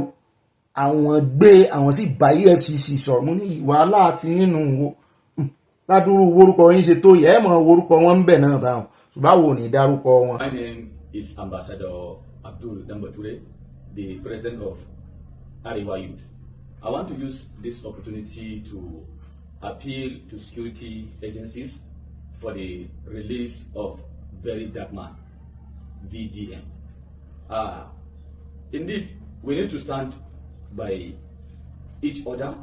anytime one of our youth leaders get involved into trouble or problem. We need to come together as Nigerian youth to stand for ourselves. The reason why I'm calling for the release of Very Dark Man is just because on behalf of Northern Nigerian youth, I am doing it because Very Dark Man is someone that he has always stand for the Northern Nigerian youth. And let me say it loud and clear. In fact, Very Dark Man is a Northerner because Very Dark Man was born and grown up in the North. And we, the Northerner, we have the culture of embracing each and everyone. It's not as if because I have issues with him. No, that is not the problem. My personal issue with Very Dark Man is something different. Because the last time when I called for his attention to apologize to Sultan of Sokoto, I asked Very Dark Man to apologize to Sultan of Sokoto because of the response Very Dark Man gives to Sultan of Sokoto on social media, in which we, the Northern Nigerians, that is not in our culture. If you want to advise your king, your elders, or your father, you don't. ó dẹ́gẹ́ ń bẹ̀ ó ti ń sọ sítórì lọ ìyẹn kọ́ la wá sọ ń tá a wá fi hàn náà ni pé arákùnrin yìí ló jáde lọ́jọ́ sí tó lòun gíìvù ọ̀dà tó lòun gíìvù òun fún Very Dark Man ní ṣé 24 hours kọ́ ní àbí 12 hours tí Very Dark Man tó là mọ́lẹ̀ fún ṣùgbọ́n náà fẹnu sí ní ìsìn ó ní kan fi Very Dark Man lẹ́ o ó dà á mọ̀ wo wọ́n sá ti sọ̀rọ̀ sókè bá EFCC ti wá garun sí máìkì wọ́n ní nítorí pé àwọn tó fẹ̀sùn kan Very Dark Man pọ̀ lọ wọ́n náà pọ̀ rice mo wá ní só jí owó yín ni gbogbo alásáàmọ̀ ìgbà tán dáwó fún àwọn wo ló jí à ń dúró dè wọ́n àmọ́ wo excuse wọn tán bá ti gba béèlì ẹ̀ torí wọ́n gba béèlì ẹ̀ pápápá tí wọ́n bá ti yanjú gbogbo petition tó bá ti down sí petition wọ́n sì láwọn ti fìwé pé gbogbo ẹ̀yin tẹ́yìn sọ pé wọ́n pé o àwọn òrànṣẹ́ sí wọ́n láwọn ti send the letter invitation sí àdírẹ́sì tán mọ̀ sí mo ní bó wà ní lọ́ọ̀yà rẹ̀ ò ṣe mọ̀ bó náà ṣe fi àdírẹ́sì jì sí àbí ṣe ẹ̀ bá gírètì ẹ̀ àbí táàlẹ̀ lọ fún ó dẹ̀ já kó fẹ́ já dọ́dọ̀ ìkànnú àwọn olówó ọmọ Ìgbò ó ń jọ bẹ́ẹ̀ ni pé wọ́n fẹ́ máa gba owó wọn kúrò ní GTB àánú GTB sì ṣe mí nítorí ọ̀rọ̀ very dark man ẹ já gbọ́rọ̀ lẹ́nu ẹ̀. Greetings, my name is Chief Odenibo. I told them to release very dark man when there is time. They said no. Look at it. Are you seeing it? Are you seeing it? Going straight there to close Chief Odenibo's account. Yes. I'm going there to close Chief Odenibo's account. I am Chief Odenibo. I don't threat. I take action. ọ̀gáni tẹ́ ń wò yìí àwọn òde náà àkáǹtì rẹ̀ rí o ṣùgbọ́n gẹ́gẹ́ bá ṣe ń gbọ́ ìròyìn rẹ̀ wọ́n ní ara wọn bí lọ ní alẹ́ Ìgbò rẹ̀ o wọ́n ló sì sọ wípé bóun ṣe sọ́ọ̀n náà lòun ó ṣe òun ó kówó òun kúrò ní GTB mo níbo ló wá ń kó lọ a ti mọ̀ rí àwọn asọ̀mọ̀gbé báǹkì yòókù báyìí pẹ̀lú bó ṣe ṣe fídíò ìtàn ti mọ̀ rálì ràǹdí ẹ̀ pé ẹjọ́ ta ló mọ̀ o mo rántí ìgbà tán kọ́kọ́ bẹ̀rẹ̀ àwọn marketing táwọn báǹkì ń gba marketer nígbà náà tán mọ̀ fún yín ní àwọn kinní tágẹ́ẹ̀tì ìsọnù tágẹ́ẹ̀tì burúkú ẹnìkan dọ́dọ̀ mi lọ́jọ́ sí ó ní bọ́dà gbogbo ń tẹ́ bá fẹ́ ni máa fi tẹ́yìn lọ́rùn ẹ ṣàwà kó sàkáǹtì ìgbà náà mo ń lo Lexus kí ló pẹ̀ náà orí mi mọ́tò yẹn ṣe rí Nàìjíríà gbá náà ni mo wà lára àwọn tó kọ́ lò dẹ̀ǹdẹ̀ báyìí tó ga Lexus kí náà ń pè náà 250 in fact ó ń lé mi kiri ni ó rò pé mo lówó ń pamọ́ kó mọ̀ pé kò sí lẹ́yìn ìgbà tí mo ra mọ́tò òun ò rò wo epo ṣùgbọ́n lóòótọ́ wọ́n fojú àwọn mákẹ́tà yẹn rí o tán lé tágẹ́ẹ̀tì kiri tágẹ́ẹ̀tì kò síbi tán wọ̀ wọ́n fẹ́ yín wọn gbó ségè nulẹ̀ láìsí mẹkáníìkì. ìdí tá a ṣe máa ń sọnù wípé èèyàn ìkàn déédéé jáde wá sọ wípé òun rí ìdí journalism kò sí gbogbo journalism tó lè rí ìdí tó o bá ti fi òtítọ́ kún ìròyìn rẹ irọ́ lórí ìdí. ó lè mọ́ bínú o ogun díẹ̀ lónìí nínú abala sánáwọlé lè táàmù fi káde gbogbo rẹ̀ ńlẹ̀ jẹ́ adé Kano níbi tá a ti gbọ́ tán sọ wípé wọ́n ń fẹ̀sùn kan ìjọba Kano àti ẹni tí wọ́n fi síbẹ̀ gẹ́gẹ́ bí Emir amúléwònú Emir àti pé méjì wọ́n ní ẹni tí ìjọba fi síbẹ̀ gẹ́gẹ́ bí Emir amúnísànùsí nìyẹn. wọ́n ní ìjọba Kano ó ń pa dandan fún àwọn local government rẹ̀ wípé kán wá dáwó sílé Emir dáwó sí ààfin Emir pé owó ìyanrìn abayanrìn lọ pé kán wá ra mọ́tò tó 670 million naira fún Emir pé gbogbo local government ló sì gbọ́dọ̀ ra vehicle tán fẹ́ rà fún Sanusi nítorí pé wọ́n dúnkokò mọ́ ẹ̀mí rẹ̀ wà nínú ewu ó gbọ́dọ̀ jẹ́ bulletproof mọ́ ni ṣùgbọ́n àti ìgbọ́rọ̀ lẹ́nu ìjọba Kano bóyá òótọ́ ni mo mọ̀ pé wọ́n dìbọ́ǹkì wọ́n máa sọ pé kò rí bẹ́ẹ̀ ṣùgbọ́n àwọn tó wá sọ ìròyìn òkèèrè bí ọba lẹ́kan yóò dín kan àmọ́ retí àbọ̀ lẹ́nu ìjọba Kano bóyá gidi ni wọ́n á fi ń ra mọ́tò fún èèyàn bóyá local government ló gbọ́dọ̀ rà local government ló fi Sanusi ṣe Emir ni ṣe rí àwọn ọba àwọn olóyè àárín ìlú ìlẹ́nu ọjọ́ mẹ́ta yìí ọ̀rọ̀ wọn pẹ̀lú politician ká fi ẹnu adákẹ́ ni gan ìhùwàsí wọn ìwà politics náà ń lò fáwọn aráàlú tó jọba lé lórí wọ́n ń bẹ̀yìn aráàlú lo politics ni wọ́n ń parọ́ fún yín ni wọ́n á ṣe báyìí wọ́n á ṣe bójúbójú wọ́n á wà lẹ́yìn ìjọba àmọ́ ibi tán wà gangan kò jẹ́ ká mọ̀ bóyá ń bẹ̀rù ni àbọ̀n bẹ̀rù the only person tí ìbá wọn bẹ̀rù òun náà ni Sultan ò bẹ̀rù bí ó bá sọ̀rọ̀ ní ìsìn yóò sọ láàwù ni wọ́n bá ṣe nǹkan kan lòdì sí ẹ̀sìn wọn ní ìsìn ọwọ́ ìjọba àpapọ̀ wà ń bẹ yóò sọ̀rọ̀ ṣùgbọ́n àwọn ọba ti wá wọ́n tán wọ́n pẹ́ gírí ṣé gbogbo nǹkan náà náà wọ́n fi pẹ́ gírí ni bẹ́ẹ̀ bá ti ẹ̀fẹ̀ wá ṣe politics àbí ẹ̀fẹ̀ kan ká yín mọ́kànnà àbẹ̀rù olórí lókè lọ́hùn ọ̀gá at the top ẹ̀rù wọn ń bà yín tó náà fi yín síbẹ̀ kán mọ́ yọ yín lóyè tó tiẹ̀ ṣe ẹ̀ẹ̀kọ̀ọ̀kan ẹ mọ́ tù tọ́kẹ́ ẹ mọ́ fọ́gbà yán gan ẹni wọn lè ṣe àbí wọ́n wá sí o ó máa ṣe o. ó dà ní ìrìjú báyìí lọ́nà abala ti sára wọlé ní pápápá ẹ jẹ́ á lọ sínú abala ẹ̀yin olólùfẹ́ wa abala comment section àyá ó yá wá ganu sí máìkì kó o gbé èròǹgbà àwọn èèyàn wa kó o gbé èròǹgbà àwọn olólùfẹ́ wa sókè ká mọ̀ gbọ́ loud and clear. mo mà tún kí káàbọ̀ sínú abala ẹ̀yin olólùfẹ́ wa o àti bàbá wa Báyọ̀mí Orúfáì wọn ní Obi àti Àyá Ọ̀gbẹ́ni Bobby Àyá wọ́n tún bá wa kọ́ délẹ̀ wọ́n tún bracket ẹ̀ wọ́n ní ẹkún iṣẹ́ ọpọlọpọlọ yóò ní dọ́bà àmì o wọ́n ní problem tí àwọn agbófinró wa ní overzealousness gbogbo àwọn agbófinró wa láìkí ojú ayé. At Teresa Ojo mọ́mí ni Dangote has no reason to complain. Is he not among the economic saboteurs? Allegedly, mobile VC controlling 99% of the trade industries with unfettered access to loans with little interest to the detriment of others. First among equals of the cabal. Ṣùgbọ́n jáde Ọlọ́run ò gbowó lọ́wọ́ ìjọba rí òun ò gbowó ọ̀fẹ́ lọ́wọ́ ìjọba rí òun ò jèrè lọ́wọ́ wọn rí. Ẹlẹ́kọ̀ọ́ dèrè ṣébò ló jèrè ìgbà náà làṣírí ìtẹ̀kọ̀tú tó sọ pé òun sanwó fún wọn. Àmọ́ pé ó sanwó tẹ́lẹ̀ ibi tán fún tó fi ṣe rìfàìnẹ́rì. mọ́ọ̀mí Fasa Garba wọ́n ní ó Bobby mo kí ẹ̀yin àti Àyá kú iṣẹ́ takuntakun àjọ ń kíra wa náà ni Ọlọ́run á máa bá yín ṣe àmì Efcc kò mọ nǹkan tí wọ́n ń ṣe yàyà yan kiri wọ́n ò rí mú VDM ni wọ́n ń lé mú ṣíọ̀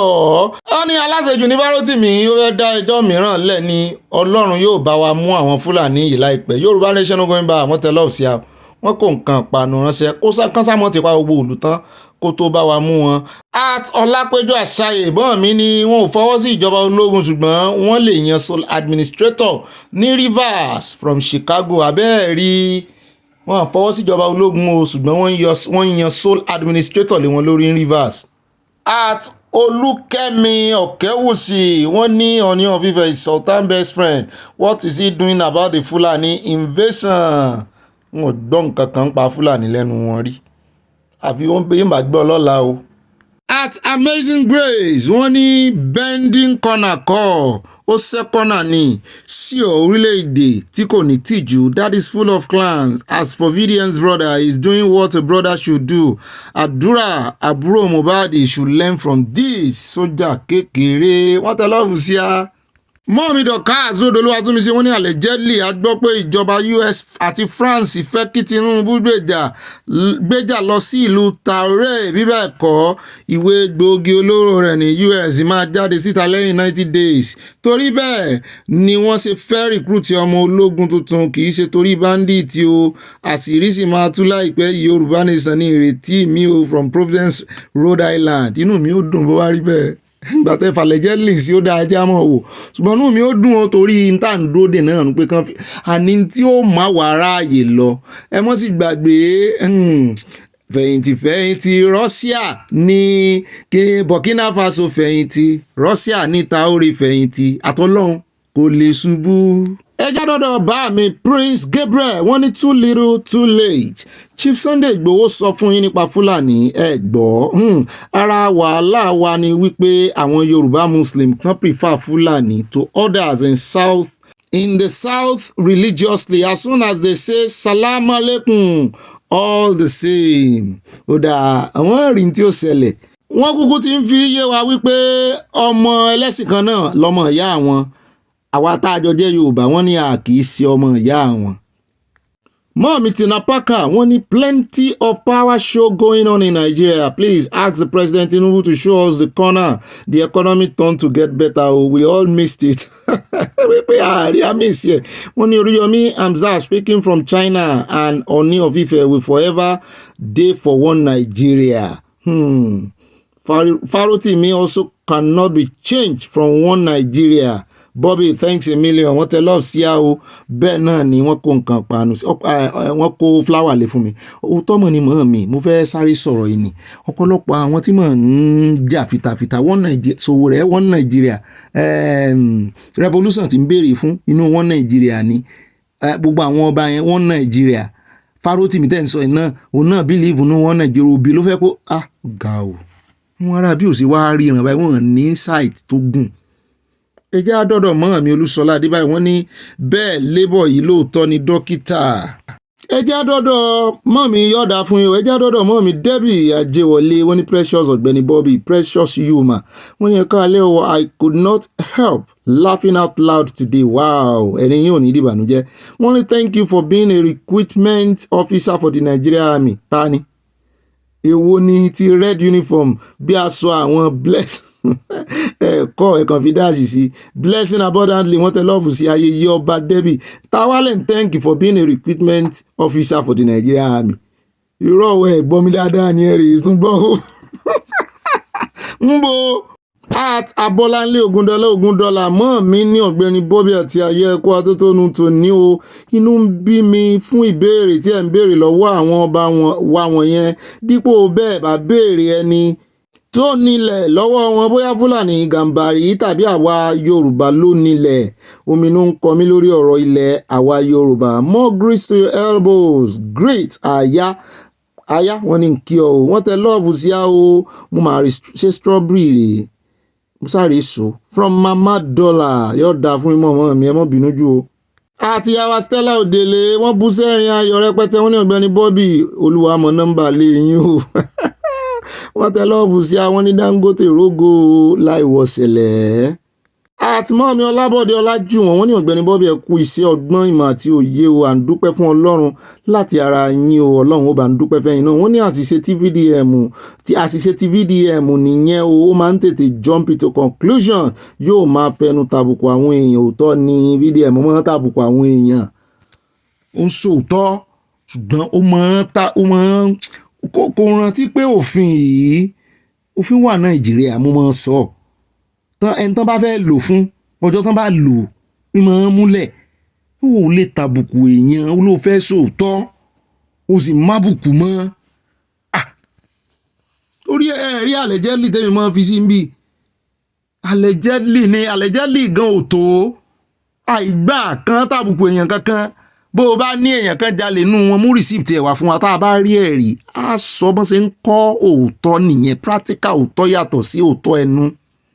àárín àwọn onírọ́ ló sì wà ṣùgbọ́n lọ́hùn ó bá wa kó VDM yọ o kò sẹ́ni tí ò ní tiẹ̀ lọ́wọ́ o torí àwa tá à ń sọ tẹni ẹlẹ́ni ní ìsìn àwa náà mọ̀ mo ti gbàgbé pé mo ní tèmi náà. bẹ́ẹ̀ náà ni báàmì Isaac Adéwùsì wọ́n ní thank you Ọ̀gbẹ́ni Bobby I'm saddened on hearing of Tamilore's demise in my church church kan náà lẹ́yìn náà jọ ń lọ.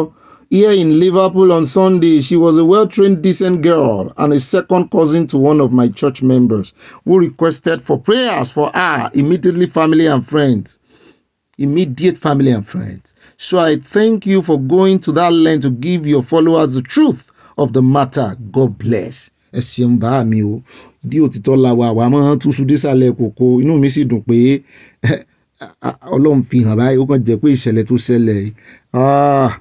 kì í ṣèṣẹ̀lẹ̀ gidi. At Kenny Ògúnkọ̀yà bá mi ní FCC ẹ tú VDM sílẹ̀ olùrànlọ́wọ́ aráàlú ni kò sí ohun tí kò dá o Nàìjíríà kò fẹ́ òtítọ́ ìbùkún fún orílẹ̀-èdè Yorùbá. At bá mi Olúfẹ́mi wọ́n ní Ọ̀gbẹ́ni Bobby ẹ kú iṣẹ́ takuntakun o ẹ̀yin náà kú sí àjọ ń ṣe ni. Àkíyèsí tí mo fẹ́ sọ ni wípé agbẹnusọ àwọn mìíràn tí àlàyé òpòrọ̀ burúkú ni níbo ni Fúlàní ti jẹ́ 30 million population ní Nàìjíríà kò yé mi tó ó tún wá ń sọ wípé bíi 100k péréte ló máa jẹ́ agbésùmọ̀mí irọ́ ńlá nìyẹn ṣé bí ẹnu ijọ́ mẹ́ta yìí ni àwọn ológun sọ fún wa wípé wọ́n ti di bíi 300k bẹ́ẹ̀ ni pé wọ́n ti ronúpìwàdà bíi 300k ti ronúpìwàdà bẹ́ẹ̀ rí òótọ́ ni ẹ tún járó ẹ̀ ń bẹ̀ yẹn yóò dáa fún yín bẹ́ẹ̀ sí ń bá mi fọgbọ́n gbé n ò fẹ́ ka kọ́mẹ̀ntì dé 5 n ò fẹ́ kájú 5 lines lọ tẹ́lẹ̀ ṣùgbọ́n mo rí i pé ó mú yẹ́ẹ̀sì wá. bẹ́ẹ̀ náà ni at Mrs. Power wọ́n yàn no Sultan of Sokoto will be one that give order to arrest VDM. ìkànnú àwọn tó ní kí VDM rè bẹ Sultan lọ́jọ́ sí tó pera rẹ̀ ní olórí àwọn Arewa youth òun náà mọ̀ ti jáde tó ti ń pè pé kí wọ́n tú VDM lẹ̀ mo níṣẹ́ ìṣojú ayé God will protect him and fight for his freedom in Jesus' name. Well done Ọ̀gbẹ́ni Bobby. God will bless you and guide you and your family in Jesus' mighty name. Amen. Àtẹ̀yìn náà kò ní fi yín lẹ̀ kò ní bá ń fi yín lẹ̀ ó correct náà. Wọ́n tẹ love sí àwọn kó nǹkan panu sí ẹjẹ́ àdọ́dọ̀ mọ́ mi Sade Ìbírónkẹ́ at olórí Sade Lotto wọ́n ní Sir Bobby Baba Ganusi ìròyìn ayọ̀ ẹ kú iṣẹ́ takuntakun àwọn ọba àti àwọn àgbààgbà ilẹ̀ Yorùbá ń fẹ́ kí àwọn Fúlàní gba ilẹ̀ Yorùbá bíi ti àwọn Haúsá ṣùgbọ́n Olúwa kò ní gbà fún wọn àmì o. Yorùbá nation no going back àyà ló máa ṣáájú rally tó ń bọ̀ yóò ire o. Wọ́n tẹ lọ́ọ̀fù sí àwọn kó nǹkan panu sí wọn bú sẹ́rìn ayọ̀ àyà ti ń gbáradì. at Adélẹ́yẹ Abímbọ́lá wọn ní ẹ wò sá Ọ̀gbẹ́ni Bobby àyàfi tí a bá ń sọ èdè kan náà ní gbogbo yánpọn yánrin wọ̀nyí máa níyànjú nítorí pé èdè òyìnbó tí bàbá yìí ń sọ bí ọ̀pẹ́ rẹ̀ yìí ni wọ́n fi ń ṣe arú wọn jẹ ní orílẹ̀-èdè location 419 tí wọ́n pè ní Nàìjíríà lágbára Olódùmarè láìpẹ́ láìjìnà Yorùbá nìsan máa dé ilẹ̀ ìlérí àmín. At Kenny Owolabi wọ́n ní Mr. Bobby you need to visit US of A USA nìjẹ́ bẹ́ẹ̀ bro wọ́n ní ìbọn is the way of everyday living okay sir ẹ yọ̀ǹda mi ẹ mọ̀ fi ṣe everyday living yín. Mọ́mí ìyá Jésù Hope Alive with Evangelist Olúbùnmi wọ́n ní Ben corner kọ́ seconder ní seconder wọ́n ní lórí irọ́ insensitivity. At Ọlábọ̀dé Ọlájúwọ̀n wọ́n ní Ọọ̀ni must be diplomatic inú jàgàbá ni ò dára rárá o ẹni tí ó bá kó sí páńpẹ́ rẹ̀ àrùn pani yóò run ṣé pé ọba Ọọ̀ni ń wà diplomatica ni. At Bámi díje Ọláwà wọ́n ní Ọ̀gbẹ́ni Bobby kí ni ìtumọ̀ improve nígbà tí ó ní ká máa improve nínú èdè Yorùbá ẹni kí ni ẹ fẹ́ kí n sọ ní Yorùbá ìtumọ̀ improve ìdàgbàsókè ní jẹ́ bẹ́ẹ̀ kéèyàn tẹ̀síwájú kéèyàn kú olójú kan kéèyàn bó láti sọ improve ní Yorùbá ní ìsinyìí o ẹ bá ń gun step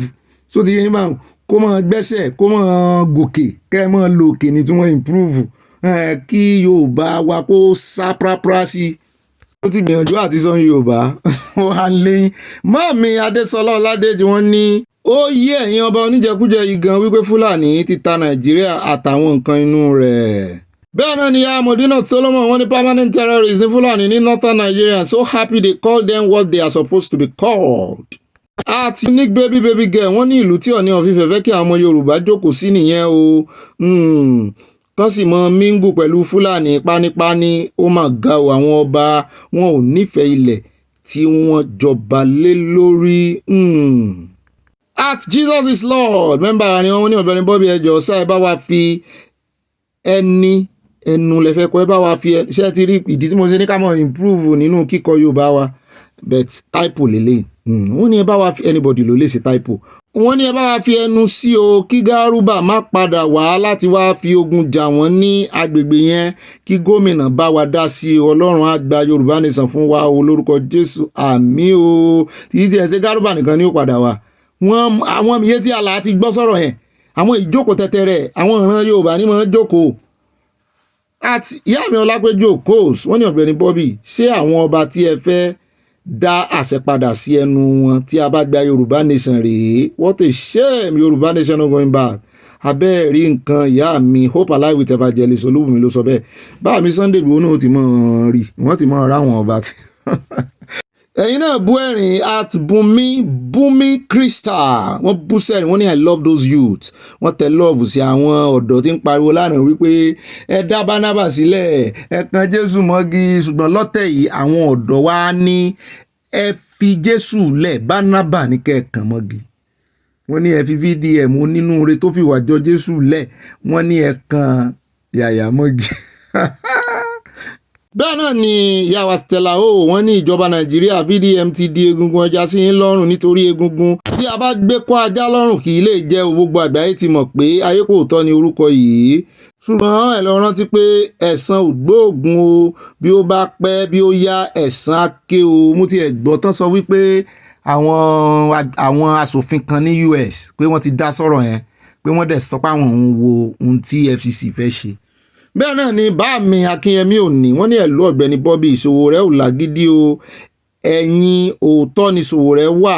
tí mo bá kàwé bíi ti ìṣòwò rẹ̀ èmi á ṣe jù bẹ́ẹ̀ lọ o ẹ̀yin ìṣòwò rẹ̀ ni mo wà o mo sì mọ̀ wípé Ọlọ́run wà lẹ́yìn ìṣòwò rẹ̀ àwọn èèyàn náà wà lẹ́yìn ẹ̀ ìṣòwò rẹ̀ lágídí bó ṣe wà lẹ́yìn òótọ́ náà gbọ́n tí Yorùbá sọ ni wọ́n ní alágídí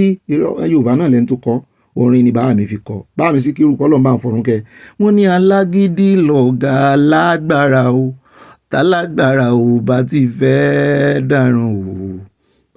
gbọ́dọ̀ fagídí sóòótọ́ tó ní. ẹjẹ́ àdọ́dọ̀ mọ́ mi tó yàn Adéoyè wọ́n ní àwa ń gbádùn ìròyìn ọlọ́mọ ìlú ti Yorùbá Nation káfàtà thanks for all you do wọ́n tẹ lọ́ọ̀fù sí àwọn wọ́n kó nǹkan panu lé láti ìlú Amẹ́ríkà ní orílẹ̀-èdè bàmí Trump ire o ire kàbìtì. Bámi Nurudeen Murtala wọ́n ní Ọ̀gbẹ́ni Bobby tiwa ibà àyà ibà tínkùmí ọ̀nà tínkùyù ibà kọ̀ǹfàmù ẹ̀kọ́ tó sẹ́ǹdí ẹ̀ kò sí ìròyìn tí mo lè gbọ́ tí mi ò bá tí ì gbọ́ ti Ọ̀gbẹ́ni Bobby lójú kan ara mi ò ní balẹ̀ kódà kí n wà níbi iṣẹ́ àfi bí ẹni wípé mi ò tí ì lo medication mi ní ojúmọ́ ní o from New York City wọ́n tẹ lọ́ọ̀fù sí a o yóò sì dá fún yín bá mi yóò dá fún yín bára tèmi náà ṣe balẹ̀ nìyẹn ẹgbà míì mo máa fẹ́ fo ìròyìn pé wo n ò ṣe ta lẹ́yìn mo kò tún máa ń ro tẹ̀yìn olólùfẹ́ wa ni àti pé ó rọrùn fẹ́mi náà ni Ọlọ́run sì ń fi yìn mí ẹ ṣeun òun ò ní wáyé tí o mo dúpẹ́ o fún ìfẹ́ tẹ́ ẹ ní sí mi.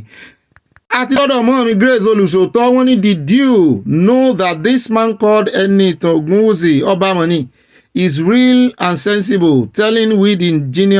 indigenous people of Yoruba sovereignty nation to stay in a country where our lives aren't saved, a country someone's hands will be cut off, just like cutting or chopping chicken, and where citizens' lives are not meaningful to the government and society.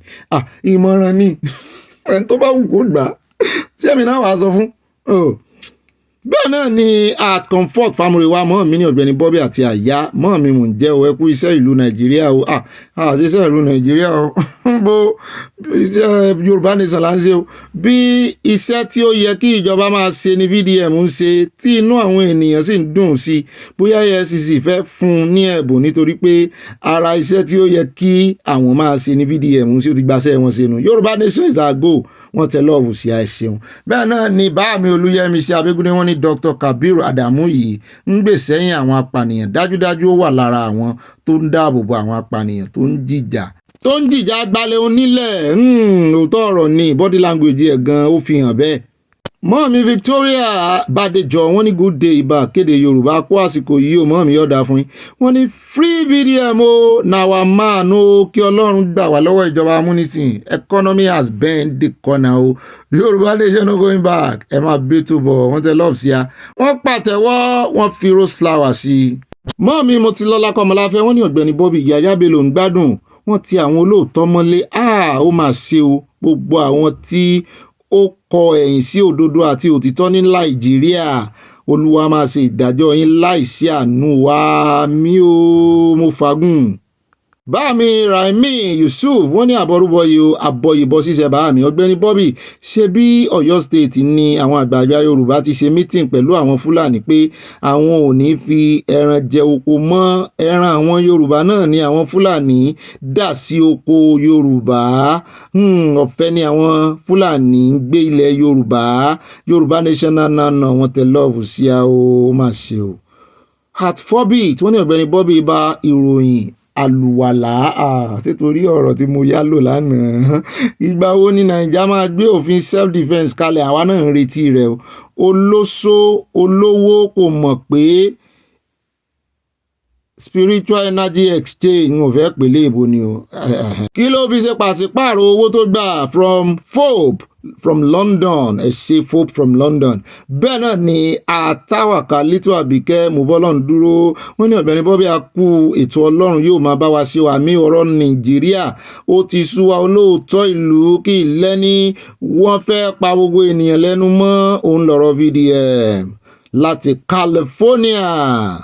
Mọ́ọ̀mí Hannah ń sùn wọ́n ní pọ́ọ̀rù tẹ́lọ̀fù sí àwọn kò ń kan panu sí Yorùbá Nation no going back. Mọ́ọ̀mí Nix Elegance wọ́n ní Ọ̀gbẹ́ni Bobby mi àtàtà mò ń jẹ́ mọ́ọ̀mí tó yé kébù wọ́n ní Adélabú ń sọ̀rọ̀ láti gbogbo kọ́nà ẹnu rẹ̀ gbogbo ọ̀rọ̀ náà sì ń rùn wow owó ìrànlọ́wọ́ wo ló wà lórí iná àpamọ́ sí ń kílèmù kó wà ń bẹ́nu àdúgbò mìíràn kò ní iná láti bí ọdún 4 bí orí wọn bá pé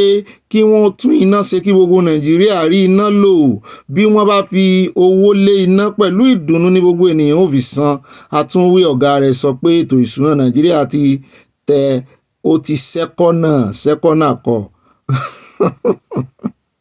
Mọ́mí Dorcas Jálò wọ́n ní ìlú Nàìjíríà tí kò sí òfin rárá nǹkan ìtìjú ẹ̀yin ọba ẹ jẹ́ kí ẹnu yín kó ẹ jọ̀wọ́ ẹ jẹ́ kí Yorùbá yapa nǹkan tí àwọn darandaran ń ṣe kò dára rárá kò tọ̀nà ìtàjẹ̀sílẹ̀ ti pọ̀ jù. At Ajibuwa Babatunde Johnson wọ́n ní bros ó mà ṣe o just because of Ológìní she lost her beautiful life. Kó mọ̀ kó ti kúrò nínú ilé náà kára ti ẹ̀rọ fún lọ́jọ́ yẹn pé kó mọ́ lọlé. Ẹ wo tis well. Bá mi fọ́lọ́n sọ́ta ní mọ̀lá kò sí èèyàn kan o náà là ń sọ yìí kò sẹ́ni tó mọ̀lá o ká lọ́mọ ìmọ̀ tó ti mọ̀ ní. Ọ̀gbẹ́ni Bobby ibà current affairs news ọ̀rọ̀ lórí VDM olóòótọ́ ènìyàn ó ní òṣìkà ìlú Ọlọ́run yóò gbà á lọ́wọ́ àwọn ọ̀tá rẹ̀ Yorùbá nation no going back wọ́n tẹ lọ́ọ̀fù sí àti nǹkan panu. Bẹ́ẹ̀ náà ni ìyá wa Modúpẹ́ Táíwò wọ́n ní ilé ìtọ́jú sú mi o àyè gba tápà ó tún kọ́lé ìgúnnu. Ọ̀gbẹ́ni Bobby má bínú pé mi ìkíyín o ẹ kú iṣẹ́ takuntakun Olúwa a máa pẹ̀lú ẹ o àmì mọ́ mi o yóò pẹ̀lú ẹ̀yin náà fún mi o. Bẹ́ẹ̀ náà ni mọ́ mi mo súnmọ́ Mọ́lá Olúwo tèmi nìkan wọ́n ní Ọ̀gbẹ́ni Bobby tèmi nìkan ẹ kú iṣẹ́ o ẹ gbà wá. Ṣé VDM ti jẹ gómìnà ní EFCC máa kàgbákò aláìnítìjú ní ìjọba Nàìjíríà ponú ní gbogbo àwọn olóṣèlú wọ́n tún fẹ́ fowó kún owó iná bolúwa ti ń bẹ tí ẹ̀mí rẹ̀ ń bẹ ìyà ni ẹ̀yin olóṣèlú yìí máa jẹkú lágbára Ọlọ́run. Àmì wọlé àṣẹ at Ọmọdáyọ̀ Fákọ̀yà wọ́n ní Bobrisky which kind laugh last àbí wọ́n ní o laugh last yóò ká máa wò ó lóko rẹ̀ Abíọ́lá. At ìyá mi fi sọ oyè níjì wọ́n ní from Mrs. Oye Illinois USA mo kí Bobicious Bobby ń kí yín pẹ̀lú àyà o àkíyèsí tèmi nípa ọ̀rọ̀ ṣe Tinubu àti NANS ni wípé NANS yẹn pín sí faction ẹni tí wọ́n fìyà jẹ yẹn ni èyí tí kò faramọ́ Ṣèyí faction ìkejì yẹn ni èyí tí ó jẹ́ ọ̀rẹ́ Ṣèyí. Ohun ló dẹ̀ ń gbèjà Ṣèyí èyí kò túmọ̀ sí wípé òtítọ́ ni ó ń sọ o. Mo kí agboolé aláyọ̀ wọ́n tẹ lọ́ọ̀fù sí a o ẹ̀ṣẹ̀ mọ́ mi o. Mọ́ mi Dorcas Jálò wọ́n ní fẹ́ràn rẹ̀ yẹn tẹ like àti subscribe wọ́n ní kẹ́ ẹ subscribe. Wọ́n ní sórí ètò ìròyìn àṣálẹ́ mọ́ mi ní translation ìga abẹ́rẹ́ rí ìgbà tèmi náà rí mo fẹ́ rẹ́rìn yó ẹ fẹ́ràn àti subscribe yóò dáa fún yín èmi gan subscribe sí yín. At Ọlábísí Adéjùmọ̀bí wọ́n ní ẹjọ́ sàmúsẹ́ mẹ́sẹ̀jì kan sí WhatsApp yín mo fẹ́ kí àwọn Yorùbá nation kí àwọn aṣíwájú wa gbọ́ ohun tí ẹ̀mí Ọlọ́run bá mi sọ ní o ẹ ṣé o ẹ kú ọ̀rọ̀ Yorùbá o jẹ́ n sáré lọ wò ó. In fact mo ń láti dá voice kíní tí mò ń ṣe ìdúró ni n ò rí o n ò rí n tẹ́ mẹ́sẹ̀jì pọ̀ mi ò sì rò pé mo ní orúkọ yín tí mo fi save sórí nọ́mbà ẹ jọ̀ọ́ orí ibi ni kẹ́ sẹ́ǹdì ẹ̀ sí lálẹ́ yìí bẹ́ẹ̀ bá ti gbọ́rọ̀ yín talẹ́ yìí orí ibi ni kẹ́ tún sẹ́ǹdì sí yóò dáa fún yín yóò bá ní kẹ́ kọ́ o. bẹ́ẹ̀ náà ni at Adémọ́lá Samuel bá mi ní Ọ̀gbẹ́ni Bobby Ọlọ́run kò ní fi yín sílẹ̀ àmì o gbogbo ìlú ló ní èdè tiwọn China ní èdè tiwọn Jamaica ní èdè Italy ní èdè UK ní èdè Indian ní ẹ jọ̀wọ́ kí ni èdè Nàìjíríà ìlú tí ò lè dé. Ọ̀gbẹ́ni Bobby Yorùbá nation làwọn ń fẹ́ o bàbá wa Kíntóyè bàbá wa Sunday Igboho ẹkú iṣẹ́ takuntakun Ọlọ́run á máa dáàbò bò yín o from Providence Rhode Island àmì o wọ́n tẹ lọ́ọ̀fù sí a wọ́n kó nǹkan panu sí bẹ́ẹ̀ náà ni wọ́n bú sẹ́rìn ayọ̀ yín ò ní dìbànújẹ́. ó dá o ẹ káàbọ̀ adúpẹ́ lọ́wọ́ Ọlọ́run àyà gbé wa débẹ̀ èmi gan gbádùn ẹ̀ lóní fẹ́rẹ́ jógí ìyẹn comment section yìí olólùfẹ́ wá jókòó déédéé ẹ jókòó dáadáa ẹ já wọnú agbami ìròyìn lọ o àkùsù lónìí ni o Ọlọ́run ni ó sì líìdì wa ó ń láwàpọ̀ tí ń wà wá ọkọ̀ wa ò ní dànù báyìí ẹ bá yọ ẹ mọ̀ bá a pín kókálé kókákó ẹ wá nǹkan tẹ́ ẹ mọ̀ fi sọ̀rọ̀ àjìjà according to your taste bẹ́ẹ̀ bá sì fẹ́ sí ni gbogbo ntẹ́ ẹ bá gbóòórùn ẹ wà kẹ ẹ tẹ́ra yín lọ́rùn ilé ayé ntẹ́yẹ bá jẹ lẹ yóò gbé fò ntẹ́yẹ bá jẹ lẹ yóò gbé fò ẹ sára advice ti pásítọ̀ kan fáwọn ọkùnrin ẹ tẹ́ra yín lọ́rùn ẹ̀yin obìnrin náà ṣe fàájì o ẹ̀yin láti náwó wálé lórí jù ṣùgbọ́n ẹ gbà láàyè nǹkan kan ká tiẹ̀ mọ́ ná sálárì wa jẹ́ ká tó délé pé oṣù yìí ẹ ti ẹ̀ fún wa sálárì wa ká dáná ẹ gbà bùkátà pọ̀ ṣé ẹ fẹ́ fi bùkátà pa ní oṣù 12 kẹ́ẹ̀tì ẹ̀ ní ó dá ọkọ mi oṣù kan ìwọ nìkan àníbọ̀ jẹ́ ń bẹ̀ ní tó bá wù ọ́ ní kó fi jẹ o lè mọ̀ ná lójú wa gan ojú yín kú òǹbẹ ojú ìmọ̀lẹ́ kú ọ̀lọ́tí ó dá alákọ̀ọ́kọ́ ń bẹ̀ ẹ tí ń bá wa pín yọ̀ọ̀ra fún ẹ mọ̀ tẹ láìkì náà èròǹgbà yín náà ṣe kókó káàyà lè rí nǹkan lò lọ́la o ọ̀dọ̀ bọ̀dá Adésínà là ń lọ o tó jẹ́ olórí president Adésínà president lòun náà ó kàn jẹ́ pé kì í ṣe president orílẹ̀-èdè yìí president ti African Development Bank Group wọ́n ní Nigeria is better off in 1960s than what is it today. èmi náà wá rántí pé bàbá tiẹ̀ mọ economic index tá a bá mọ accounting tá a bá mọ GDP wọ́n ń pè ní gross domestic product per capita lórí ọmọ Nàìjíríà kọ̀ọ̀kan tá a bá lóye ẹ̀ torí a máa ń gbọ́ GDP per capita tá a bá tiẹ̀ lóye ẹ̀ a lóye nǹkan kan ní gbogbo sáà kan dárúkọ yìí wọ́n àti ìbéèrè 1960 o ọmọ kékeré ni mí ṣùgbọ́n 90 tán bí mi náà mo dé báwọn nǹkan kan mo dé bá ìrọ̀rùn mo jẹ nínú dídá Nàìjíríà èso oore tí Nàìjíríà so ń gbà tó sì dá mo jẹ́ ń bẹ̀ lọ́mọdé bẹ́ẹ̀ náà ni èlò là ń gbà lọ skul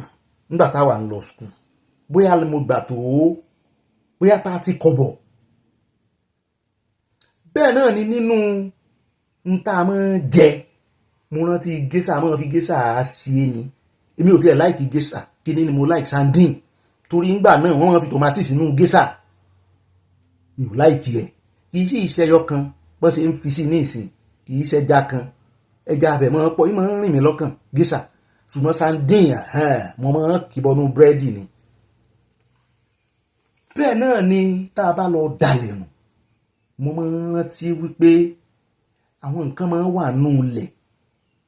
tó sì ṣe jẹ́ bíi tìlú òyìnbó ní ìsìn bá ṣe máa dalẹ̀ nù ìlú òyìnbó bí nǹkan bá ti expire kékeré báyìí àti bẹ́ẹ̀ bá ti dé supermarket wọ́n máa rí àwọn tó ti wọ pension tí ò sówó lọ́wọ́ wọn mọ́ àwọn inú kì í ṣe dustbin tí ń yọ̀dín o dustbin tó jẹ́ wípé àwọn nǹkan tán dà bẹ́ẹ̀ sí wà nù nylon tán bá ṣe wọ́n máa sọ wọn ni pé wọ́n ti dà bẹ́ẹ̀ báyìí wọ́n ti bẹ̀rẹ̀ sí lọ sà nítorí ìmíì máa expire lọ́jọ́ yẹn ìmíì máa expire èdè tó àwọn nǹkan tá a bá nínú dustbin wa nígbà náà nù tó jẹ́ pé òye tí Adésínà ń sọ kò yé wa wípé náírà ti dẹnu kọlẹ̀ ní ìsìn nǹkan ti bàjẹ́ àfi pẹ́ tí presidency tán dáhùn ọ̀dà báyọ̀ náà ló kọ́ ganu sí máìkì náà bá ní wo Adésínà òun mọ́ tó ń sọ òun sọ̀rọ̀ bí olóṣèlú mo ní gbogbo èèyàn sáà tó bá ti sòótọ́ ọ̀rọ̀ fún yín báyìí wàhálà mọ́ olóṣèlú ní ṣe ẹ̀ tún Adésínà ní opponent wọ́n lè lọ opponent ní lò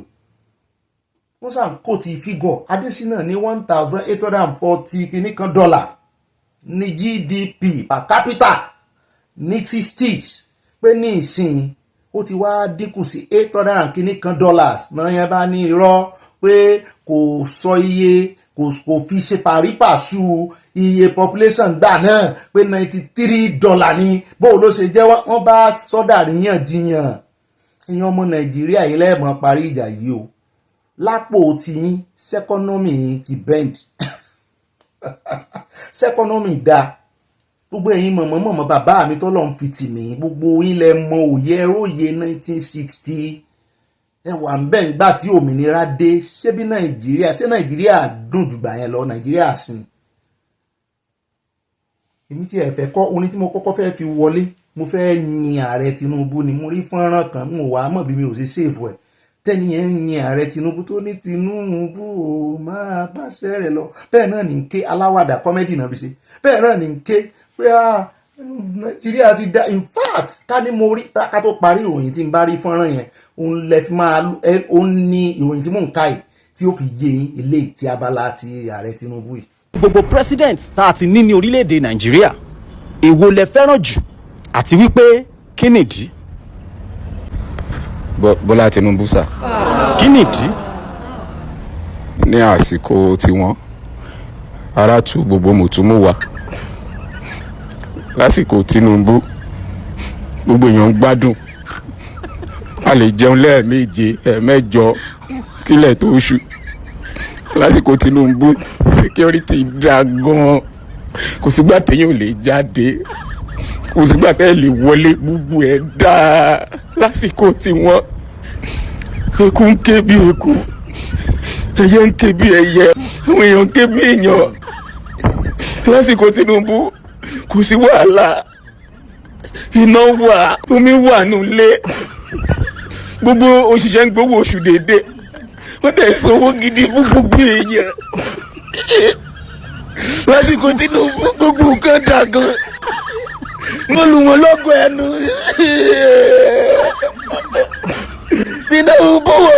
máa báṣẹ́ rẹ̀ lọ iṣẹ́ rẹ̀ máa ń tẹ̀ wá lọ́rùn Tinubu. lẹ́yìn náà ti rí ní mo rí comedian ló make sense. Tinubu ò máa báṣẹ́ rẹ̀ lọ ọ̀bọ̀n yẹn bá ń sunkún síbò olú ní kí Tinubu máa báṣẹ́ rẹ̀ lọ ìwúlẹ̀kùn sọ́fọ̀ sí ọ ni bẹ́ẹ̀ ní sunkún ní wa wọn pé wọ́n ń ṣiṣẹ́ ribiribi ríbi gààrí tó ń ṣe ní ìsìn ojúlówó gààrí kò tiẹ̀ wọ́n tòmáàtì ó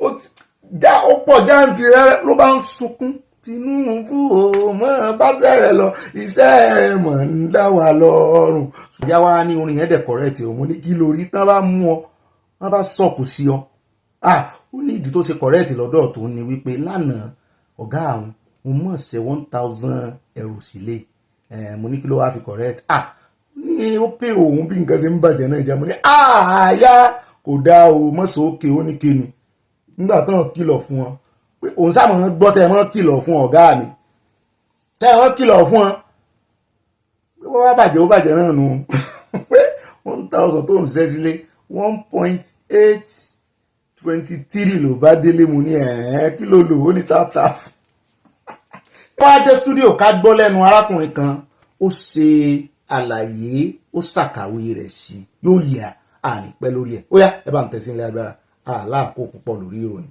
The GDP in Nigeria, from available information, according to Mr. Bayo Ononuga, is around $100. And when you look at what it is today, it's around $800 per head. That's per capita. And I also do not fault Mr. Adeshina, because when you look at economics, is not, you don't take it in blanket lines to say that, because it was $100 then, and now this is what it is. There are other parameters, which is again where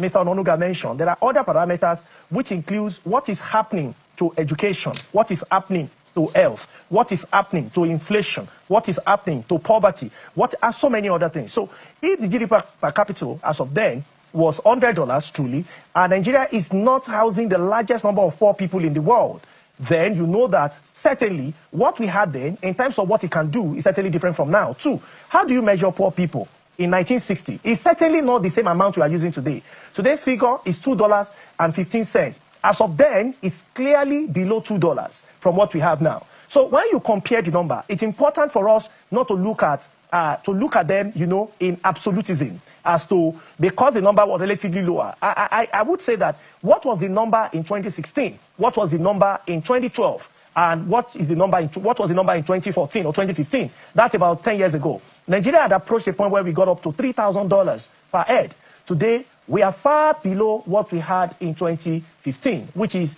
approximately, which is less than $900, which is what GDP per head is saying. But I think beyond GDP per head, what we should focus on as a people to understand what macroeconomic variables are saying is to look at the indicator. First, what is happening to inflation? Inflation numbers today is about 24%. And ẹ wo ìtẹ̀mí ẹjẹ́ ń fọ́ sí wẹ́wẹ́ mọ́láàgùn jìnnà gbogbo ìfàǹbàtàn fà láàrin ara wọn yìí lórí ọ̀rọ̀ ètò ìṣúná lórí ọ̀rọ̀ ajé ṣe rí macro economic variables tó sọ̀hún àwọn ibi tá a lè fọ̀rọ̀ ajé sí wẹ́wẹ́wẹ́wẹ́ ni tá a lè mọ iye tí àwọn èèyàn ń gbà kí ló jẹ́ káwọn èèyàn wà ní inú òṣì àwọn wo ló wà nínú ọ̀làǹgbà kan kàtígórì mẹ́ta ló wà Nàìjíríà àwọn olówó àwọn tí ebi ò pa àwọn tí yà ò jẹ àwọn kejì nù ẹlẹ́ẹ̀kẹta làwọn tí yà ń jẹ àwọn òtòṣì òdì mẹ̀kúnnù ní ìsìn wọ́n ti darapọ̀ mọ́tòsí kò sí méjì, ó ti di méjì Nàìjíríà, olówó àtòtòsí ní tó wà Nàìjíríà ní ìsìn. Tẹ́lẹ̀ a ní olówó aláwọn kan tó yẹ pé wọ́n lówó ìyà ò sì jẹ wọ́n, gbogbo nǹkan fẹ́ wọ́n ní lásìkò, ṣùgbọ́n wọ́n fi gbogbo ara lówó púpọ̀ nínú àkáǹtì, kò sí tá òsì, ṣùgbọ́n àwọn kan wà olóṣì ní sínú wọn. Ṣé wàá ó ní nǹkan kan tó ń pè ní PPP, ìyẹn ni wípé purchasing power parity per day, iye tó o ní tó o make per day, tó o bá ti wà below $2.15 ìlúkìlú tó o bá wà, tó ń gbowó oṣù tàbí tó ń ṣiṣẹ́ ìjọba tàbí tó ń ṣe iṣẹ́ àdáni, iye tó o bá ń pa lóṣù, tó o bá wá divide ẹ̀, tó o wá rí wípé iye tó ń pa lójúmọ́ ó wà below $2.15 ló ní $2 ní Nàìjíríà ní ìsìn, owó ti dẹnu kọlẹ̀ lè fi wé ti gba àtàyè ìgbà náà. Ní tí bọ̀dà Báyọ̀ ń gbìyànjú àti sọnù, ṣùgbọ́n síbẹ̀ náà nǹkan dẹnu kọlẹ̀ sí ni. Bọ̀dà Adésínà sí kọ̀rẹ́ẹ̀tì ju bọ̀dà Báyọ̀ lọ lọ́dọ̀ tèmi, nǹkan dẹnu kọlẹ̀ sí ni. Bí ìgbà téèyàn wá ní owó púpọ̀, inflation wá pọ̀. Ìtumọ̀ inflation ni wípé kí èèyàn lówó púpọ̀ ní ọwọ́ ṣùgbọ́n tó jẹ́ pé nǹkan kékeré ló lè rà, purchasing power rẹ̀ ti low, agbára tó lè rà kò lágbára láti ra nǹkan púpọ̀ mọ́. Mo ti ẹ̀ gbọ́ pé ní ìlú kan láfíríkà wọ́n náà ń fi wheelbarrow wọ́n fi ń kó owó lọ ra àpò sìmẹ́ǹtì ní wheelbarrow náà máa fi kó owó sí, tán máa lọ fi kán tó lè ra àpò sìmẹ́ǹtì ẹyọ kan. Nítorí ẹ̀ nígbèyàn tó bá mú 500 naira dání, tó jẹ́ pé tó o bá fẹ́ fọmọ ní owó lọ school ní ìsìn, ọmọ fọmọ ní 500 naira, ẹ ti mọ̀ pé nǹkan ti ń bàjẹ́ bọ̀. Nígbà tí mo ti ẹ̀ gbọ́ pé wọ́n fẹ́ print 10,000 naira odidi, mo ní ti Nàìjíríà ó ti pa inú ìdí tẹ́ ṣe rí tí Efcc nǹkan ṣàǹláàgùn tán mú àwọn tán náwó. Mo gbọ́ pé wọ́n invite Iyabo Òjó náà lẹ́yìn ìgbà tó ṣe wedding fún ọmọ tán, ṣùgbọ́n agbọ́pọ́n ti fi ilẹ̀, wọ́n náà tún lè gbé padà. Òun náà sì dúpẹ́ lọ́wọ́ Efcc tán àráàsì òun tán wàá ṣé òun bọ́ ṣe ṣàwọn míì. Èmi ò dárúkọ èèyàn o, ṣùgbọ́n ìjà ò sí always guide ní o. VDM ràn wọ́n bó ṣe wù kàn ṣe. Ẹ̀rù tó ń bà wá fún VDM ni wípé kán sáà mọ̀ fún ní nǹkan jẹ́ ń bẹ̀, ní táwọn èèyàn ń pariwo lé lórí nu. Lọ́rọ̀ kan tó ń pè ní PPP, purchasing power parity, tó bá ti lóòjù wọ́n ti fẹ́ yẹn sí ní tó ń pè ní under poverty line. Ní ìwọ ẹni tó bá ń gbà á lójúmọ́ tó lè mọ́ gbà tó ṣe ìṣirò owó rẹ̀ tó ń gbà tó $2.15, ó sì wà ní poverty level. Ṣùgbọ́n wọ́n láwọn tó fall below, Ọlọ́run ti ẹni àfọ́ kò ní jẹ́ asin poverty level débi pa fall below rẹ̀. Ẹ ti ṣe calculation yẹ gbó tẹ̀ ń gbà, gbogbo àwa tá a wà lábúròdù àsìnbẹ̀. Àwọn tí Nàìjíríà là ń gbàdúrà fún kọ́lọ́ máa bá a mú ọkọ ń bẹ̀. Sórí ẹ̀ tọ́pọ̀lọpọ̀ bá lọ apply fún visa, ìdí tán ṣe máa deny wọn ọ̀pọ̀lọpọ̀ ò mọ̀. Ó ló ń gba iye kan, so wàá lọ apply fún visa ní ìsìn, ó ló ń gba tourism visa. Tó o bá gba bóyá 500k ó kéré jù per month, wọ́n lè mọ̀ fún ọ. Orílẹ̀-èdè sí orílẹ̀-èdè ló ní poverty level tiwọn. Ìwọ tó o bá fẹ́ lọ Canada for example, tí poverty level wọn ìyẹn ó tòsí, kò sí orílẹ̀-èdè tí ò ló tòsí, ṣùgbọ́n category by category ni, kò ṣeé fi wé ti Nàìjíríà. Tí poverty level wọn ní America for example tó bá jẹ́ $5 per day, tó bó máa ń gba $5 per day, poverty level rẹ̀ nù. Àbí ká lo America, ìjà ló ka America, ká ní America ká ní $5 per day náà mọ̀ fojú òtòṣì wo ẹni yẹn tó bá wà l'Amẹ́ríkà tó yẹ pé $5 per day ló ń gbà, wọ́n mọ̀ fojú òtòṣì wò ó. Ìtumọ̀ ẹ̀ náà ni pé tí wọ́n bá gbé visa Nàìjíríà tó bá apply fún visa láti Nàìjíríà tó ló fẹ́ lọ sí USA, $5 per day ní USA ló ní $5 ní Nàìjíríà. Wọ́n bọ̀ ṣẹ̀ sí torí wọ́n fẹ́ mọ̀ bóyá ó wà ní poverty level àbó wà below. Òun tí ẹ gbọ́dọ̀ sí poverty level, wọ́n ní fún visa. $5 per day ní Nàìjíríà, ẹja ṣe at 1,500, ẹja kan lo 1,500, á jẹ́ pàdé rẹ̀ á jẹ́ 7,500 kọ́nù o gbọ́dọ̀ máa gba 7,500 so orí tán bá ti wá bọ́ calculate owó rẹ̀ 7,500 times 30 days á jẹ́ o gbọ́dọ̀ máa gba 220 something thousand lóṣù so orí ìwọ tó bá wá ń gba 220 something thousand lóṣù tó wá gbé àkáǹtì oṣù mẹ́fà lọ síwájú USA àpẹẹrẹ là ń ṣe omi ò sọ pé bó ṣe wà ní USA nu o kó wá gbé àkáǹtì oṣù mẹ́fà lọ ọbẹ̀ wọ́n wá calculate wọ́n wá rí pé 220 ló gbà wọ́n máa rí wípé poverty level ló wà wọ́n ní fún visa torí wọ́n wò pé kí ló fẹ́ fi tourism visa tó fẹ́ wá gbà bó ló ṣe fẹ́ take ara rẹ láàrin ọ̀sẹ̀ mẹ́ta tó fẹ́ wá lò èló ló ti save sórí tí o bá wá lọ present account number tí owó inú ẹ̀ tán bọ́ kówó sí i tán kan bọ́ fowó sí abẹ́gbọ́n rẹ bọ́ transfer owó wọ́n wá wò pé bolo ti rówó yẹn torí wọ́n ti mọ iye tó ń gbà ibi tán ti máa ń já ẹlòmíì rè wọ́n ní sọ reason ṣùgbọ́n ọ̀rọ̀ visa kọ́lá wá sọ ọmọ kan ní visa tó tónú ní ká fi ṣe àpẹẹrẹ ká fi ṣàlàyé kó lè yé wa dáadáa torí ẹ̀ lẹ́sìn mọ́ rí táwọn èèyàn máa sáré kiri ẹ bá ń kówó sákàǹtì o gbọ́dọ̀ lè ṣàlàyé bówó yẹn ṣe dákàǹtì rẹ̀ kì í kàn ṣe kàn bọ̀ kówó sákàǹtì o mi ò sọ pé owó nìkan náà fi máa ń fún yàn visa o kì í ṣe báńkì àká nìkan náà máa ń wò wọ́n máa ń wo nǹkan mi o yọ̀ọ̀dà fún ẹja kò ń bẹ̀. ó dé káàbọ̀ padà ẹja délé ìgbìmọ̀ asòfin House of Rep lónìí gangan náà padà sí sẹ́ńsàn lẹ́yìn tí wọ́n ti ṣe ọlídé ọlọ́jọ́ gbọ́ọ̀rọ̀ wọ́n ní lónìí tí àwọn asòfin padà sí session lẹ́yìn ọlídé ọlọ́jọ́ gbọ́ọ̀rọ̀ House of Representatives là ń bá wí o àwọn là ń perí wọ́n ní ìpínlẹ̀ Benue ni wọ́n kọ́kọ́ sánmọ̀ ni wọ́n ní wọ́n wá ń kọ̀hún síra wọn lẹ́nu wọn ò kò lórí ìdí tí ìpànìyàn tó ń ṣẹlẹ̀ nípínlẹ̀ ọ̀hún bó ṣe ń lọ tó sì ń gbọ̀rẹ̀gẹ̀jígẹ̀ igbákejì agbẹnusọ fún House of Rep Philip Agbese ti dá gómìnà Hyacint Alia lẹ́bi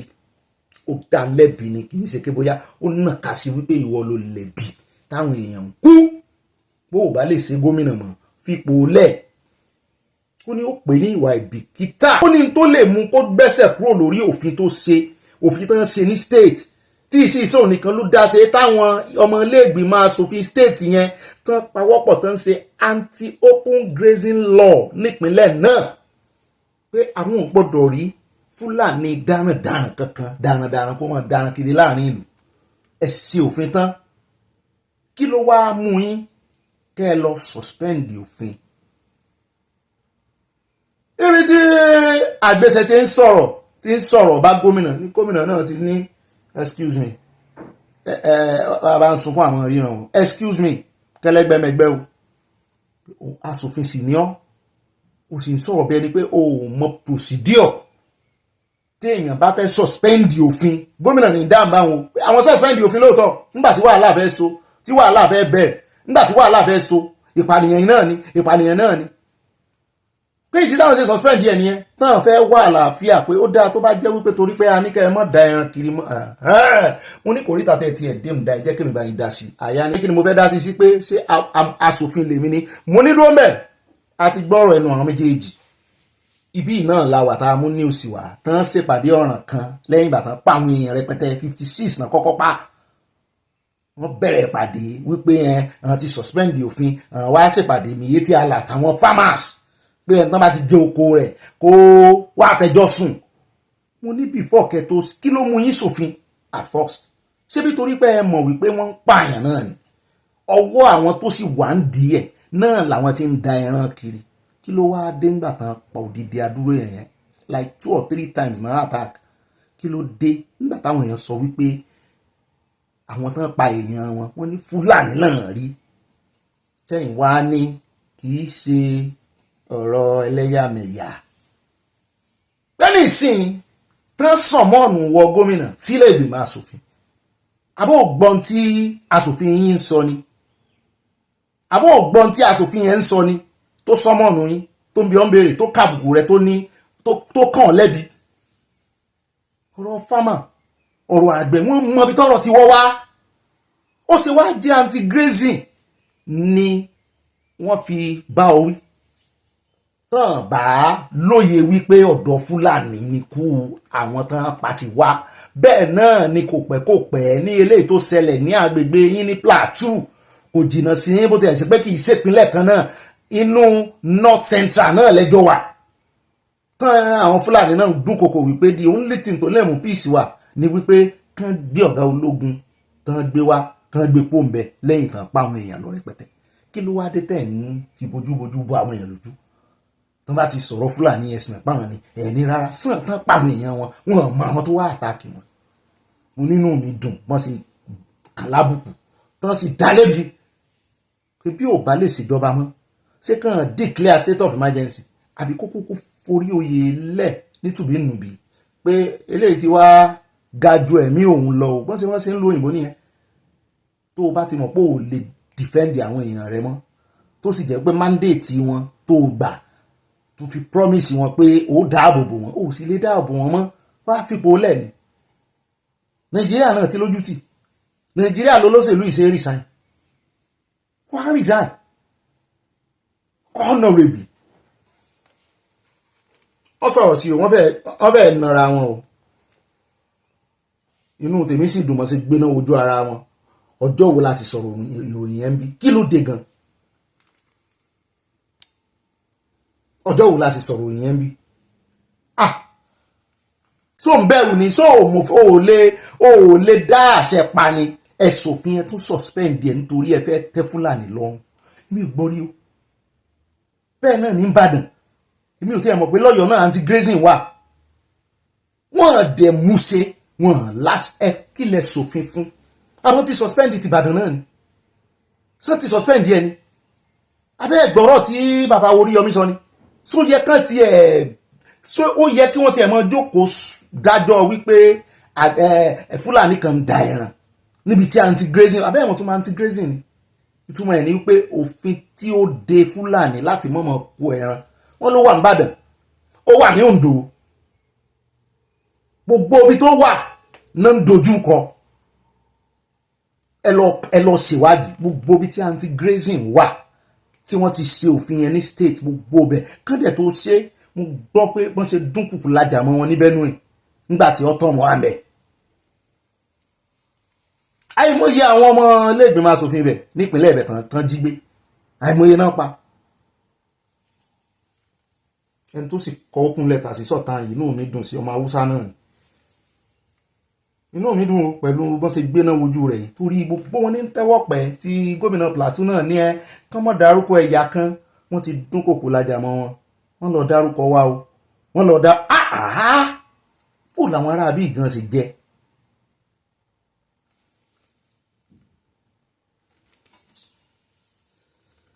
ó lè já kó ń bẹ̀ jàre. ẹja sáré dé Kogi ká tó lọ sí ọ̀dọ̀ àwọn ẹgbẹ́ tán ní kí Obi Ezekwesili kó wá sọ̀rọ̀ lórí ẹ̀sùn tó fi kàn kó gbowó lọ́wọ́ Natasha pé Natasha ló ń fún lówó a mọ̀ mójútó ọ̀rọ̀ yìí ẹja kọ́kọ́ dé ọ̀dọ̀ àwọn ọlọ́kadà yìí tán pariwo tán ní 11k làwọn ọlọ́pàá ń gbà lọ́wọ́ àwọn lóṣù 400 naira per day ẹ bá wọn sí i wọ́n ní owó tí ò ní rẹ́kọ́ọ̀dù ọlọ́kadà nípínlẹ̀ Kogi kégbàjarì síta o àkántáǹtì tó di ọlọ́kadà mo tiẹ̀ láìkí bó ṣe gbóhùn sókè mo ní àkántáǹtì lèmi náà mo sì ṣe ọ̀kadà rí mo ní experience ti ń sọ I know his pains mo mọ ibi tí bàtà ti ń ta á lẹ́sẹ̀ àwọn ọlọ́kadà yarí mọ́ àwọn ọlọ́pàá lọ́wọ́ nípínlẹ̀ Kogi wọ́n ní owó tí wọ́n ń já gbà lọ́wọ́ àwọn ti pọ̀ jù kí wọ́n reduce ẹ̀ ni mo bá gbọ́ ni mo bá pariwo pé mi ò gbọ́rú eléyìí rí o kán reduce ẹ̀ bó ṣé wọ́n ti ẹ̀ lẹ́tọ̀ọ́ láti máa gbowó lọ́wọ́ yín ni àbí kán lé wọn kó lójú títì pé kán yé gbowó mọ́ ìwọ ni kán reduce ẹ̀ kán lé wọn kúrò ní ojú títì kan yé gbowó sí owó náà nìkan lọ́mọ gbà lójú títì ni torí ẹ̀ mo ṣe ní mi ò gbọ́rú eléyìí ó yà ń lẹ́nu àwọn ọlọ́kadà gan tún rawọ́ ẹ̀bẹ̀ wípé àwọn òní kan lé wọn kóhùn títì o ṣùgbọ́n kán bọ̀n reduce ẹ̀ pé iye tí àwọn ìjọba gan ń yọ lórí àwọn òṣìṣẹ́ gẹ́gẹ́ bí owó orí lóṣù lórí òṣìṣẹ́ kọ̀ọ̀kan pẹ̀lú minimum wage tán san wípé àwọn òròpó tó 11,000 pé kí ló wá dé bí àwọn ń repo sọ́kadà kí ló wá dé ẹ fẹ́ gbẹ̀mí lẹ́nu àwọn ni ṣé ẹ fẹ́ gbẹ̀mí lẹ́nu àwọn ni ẹ jẹ́ á gbọ́ wọ́n sì sọ̀rọ̀ ó make sense gan lọ́dọ̀ mi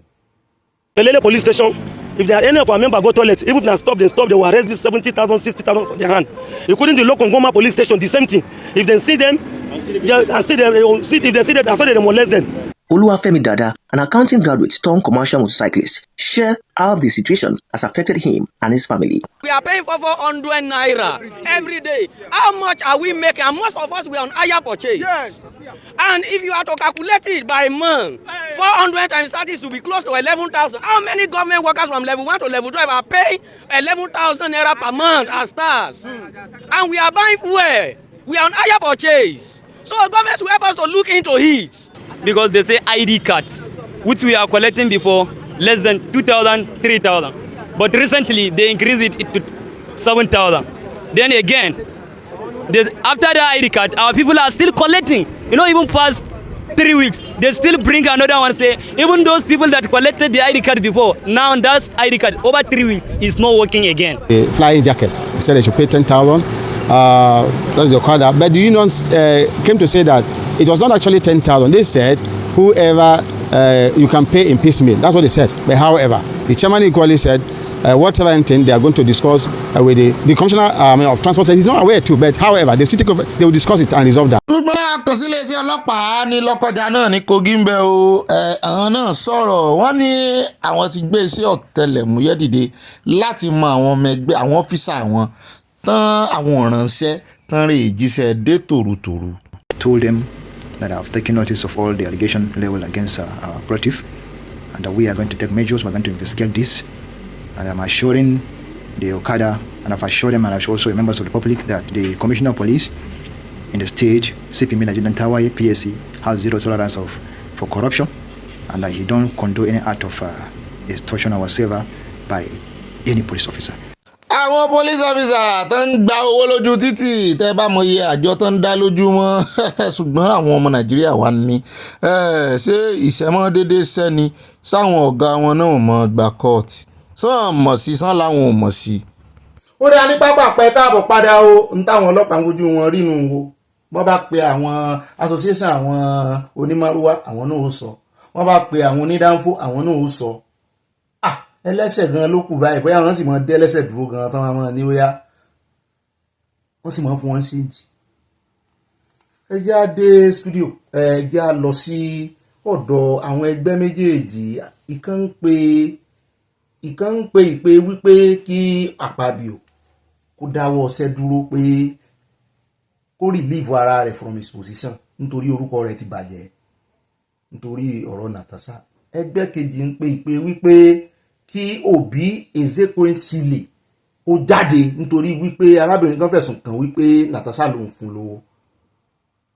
Wọ́n sì ní kí Natasha náà mẹ́rin jáde ṣùgbọ́n Natasha kọ̀ ó lóun ò mẹ́rin jáde. Ẹ jẹ́ á jọ gbọ́rọ̀ lẹ́nu wọn méjèèjì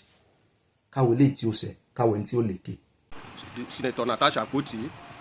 and the Senate President, distinguished Senator Ogbeni Akpabio. So this press conference is essentially intended to address the recent Defense of Justice and Equity condemns Senator Natasha Akpoti and Dr. Obi Ezekwesili for alleged financial inducement and malicious falsehoods. The Committee for the Defense of Justice and Equity, a coalition of Nigerian civil society organizations, steadfastly committed to promoting justice, fairness, and accountability across all strata of society, addresses the international community at the World Conference on Justice and Governance. The Defense of Justice and Equity condemns Senator Natasha Akpoti and Dr. Obi Ezekwesili for alleged financial inducement and malicious falsehoods. The Committee for the Defense of Justice and Equity, a coalition of Nigerian civil society organizations, steadfastly committed to promoting justice, fairness, and accountability across all strata of society, addresses the international community at the World Conference on Justice and Governance to unequivocally condemn the ignoble and destabilizing actions of Senator Natasha Akpoti and Dr. Obi Ezekwesili. These individuals are implicated in serious allegations of financial inducement and dissemination of malicious falsehoods. Actions that threaten the integrity of Nigeria's democratic institutions and erode public trust in governance and civil society. ó dá o náà lẹ ti gbọ́ lẹ́nu wọn yẹn o wọ́n ní àwọn ò fọwọ́ sí àwọn ò fẹsẹ̀ sí gbogbo ìgbésẹ̀ tí Natasha ń gbé pàápàá jùlọ lẹ́yìn ìgbà tí wọ́n fi ẹ̀sùn kàn án wípé ó ń san rìbá tó fi ń ṣe tí ń ṣe káàkiri wọn ló ń ba akpabio lórúkọ jẹ́ ni ó dá àti gbọ́ àmọ́ wò bóyá àǹtí Obi bóyá náà ó sọ̀rọ̀ sí torí tán bá fẹ̀sùn kàn yàn ṣùgbọ́n wá ṣe kókó ká tún mú apá kejì náà wá nítorí àwọn nìkan kọ́ lọ́lọ́run dáyé fún wọ́n ti sọ ti Natasha tó ń béèrè wípé kí akpabio náà fipò lẹ̀ ọ̀hún náà wà ń bí o ṣùgbọ́n kì í wá sí lórí ọ̀rọ̀ ti Natasha o ẹ bá mọ ibi tán gbà yọ sí akpabio lórí ọ̀rọ̀ pòfẹ́sọ̀ tán ní orígi ìbò fún tí ẹ̀jẹ̀ pàpà bí ó ti jáde ó ní kì í sọ̀nà rí ìbò fún kí ni ó sọ tẹ́lẹ̀ àwọn ẹgbẹ́ ìwà fi gbójúgbóyà wípé àwọn lè jáde àwọn lè gbójú àwọn síta àwọn ń pe akpabio báyìí pé kó fipò lẹ̀ ẹni tó rí ìbò fún wọ́n ti mú wọ́n ti fi sẹ́wọ̀n òun gan kó jọ̀wọ́ ara rẹ̀ fófin ẹ gbọ́ ṣe fọwọ́ sí kí akpabio jọ̀wọ́ ara rẹ̀ fófin. And to also, put confidence that our electoral system, it is not a system that it is only when you have money or when you have security or ANEC or judiciary that you can win election. So because of this concern and because of the fact that you cannot be a leader when you have serious moral deficit, when you have ethical question around your, being involved in the electoral process, especially when the person who perpetrated this, act has been confirmed to have committed electoral fraud and even, recommended for jail, then you continue to sit in the leadership position in the country. In other countries, once you are involved, no matter how long that crime you committed, it doesn't need to be the present crime. Even if it was done previously, for the fact that you have committed that and that the court has confirmed that you are a beneficiary of such kind of crime, you lost moral superiority to be in that leadership position. And but did he actually win that election? Because when we say he was a beneficiary, I'm wondering whether he won that particular election. I mean, I know he won the one previous and subsequent, but I mean, did he win that election? For the court to have said that, his election was, constituted, tainted. Is tainted, and that, the INEC had even overwhelming facts and evidences as presented by the then electoral commissioner in the state, clearly show that something fishy had happened. If there was no any problem, why must it be a akpabio case? It could be also the other people. But in this case, we have just seen, just as recent as last week, court validating the fraud that has happened. So we are just looking at it from moral perspective, from ethical perspective, from the fact that we need to leave a legacy. We need to restore confidence on Nigerians that democracy is not a platform for committing electoral fraud. Wọ́n ní táwọn sọ ni wípé ká nílò òyìnbó ni níbi tó ti wà developed. Wọ́n ní kò tiẹ̀ nídìí kí wọ́n ṣe mọ́ fàlásọ wípé kó fipò lẹ̀ pé fúnra rẹ̀ ni ó kọ̀wé fipò lẹ̀ nígbà ó jẹ́ wípé ilé ẹjọ́ ti sọ wípé election ìdìbò tó produce ẹ̀ wọ́n sì lòun ìní ẹ̀ ńgbà náà wípé wọ́n ṣàfọwọ́ra wọ́n jíbò wọ́n dàbò nù wọ́n gbébò lọ pé ó yẹ kó ti fipò lẹ̀ pé eléyìí ó jẹ́ kán máa yẹ̀yẹ́ Nàìjíríà ni pé gbogbo ìròyìn tá à ń gbọ́ yìí àwọn ará òkè òkun náà ń gbọ́ sí i pé nígbà kan sì wàá mú ẹni tó wà ń di ẹni tó sì election tó sì rí igi fún wọn tí ilé ẹjọ́ sì fi ẹni yẹn sí jail ìwọ tí election yẹn wá tó gbèsè lẹ́yìn kí ló dé kí ló sì ń ṣe lórí ipò pé kò sí bó ṣe lè pẹ́ tó pé election yẹn ti pẹ́ kì í ṣe eléyìí tó gbé wọ bóyá eléyìí tó ṣe ṣe ní ìsìn pé eléyìí tó ti ń ṣe é bọ̀ gan ó yẹ kó jẹ iṣẹ́ ọwọ́ rẹ̀ ó lè ti lo táàmù yẹn tán lóòótọ́ ó lè mọ́ jóun gangan ló gbé sí ibi tó wà ní ìsìn ṣùgbọ́n wọ́n ní kódà kò jẹ́ pé election yẹn kì í ṣe eléyìí tó fi wọ senate torí senate kọ́ ló ti bẹ̀rẹ̀ politics pé ká ló ṣe for example ká ló ti ṣe local government chairman rí pé ká lélẹ̀ tó gbé wọ local government chairman gbà náà ni pé ó yẹ kó fipò lẹ̀ báyìí torí integrity kò ní ìwà òdodo ẹ gbọ́ Exactly what we have articulated in our position, and I tell you that we had more than these 60 organizations. In fact, at the time we were just going to the press, we had several other organizations that we could not even list it in the list because we had a time deadline for people to signify their interest to join on this. Unfortunately, they missed the deadline, so several of them, which will have run into hundreds, we are not able to do that because we need to make sure that we are So it's a much bigger group. Exactly, it's able to get what they have voted. Yes. They all need to be worried and concerned, and that is why they want to make sure that whoever benefited from such a system of fraud, he or she should not. So it's not just about a akpabio person. It is about the fact that a crime has been committed, and irrespective it's of about whoever the party, sanctity it is of the the system. sanctity of the system. But that system, and we cannot be a country that is run by either hooligan or country that is run by unconstitutional order. If we continue that way, it means that we are mutilating democracy. You have a very good point. Have been involved in this process, even though he denied that he did not, state manage that. But now that we have gotten legal, or judicial conviction in that,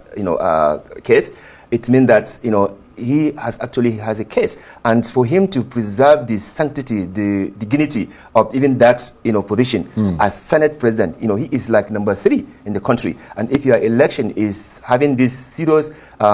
integrity deficit,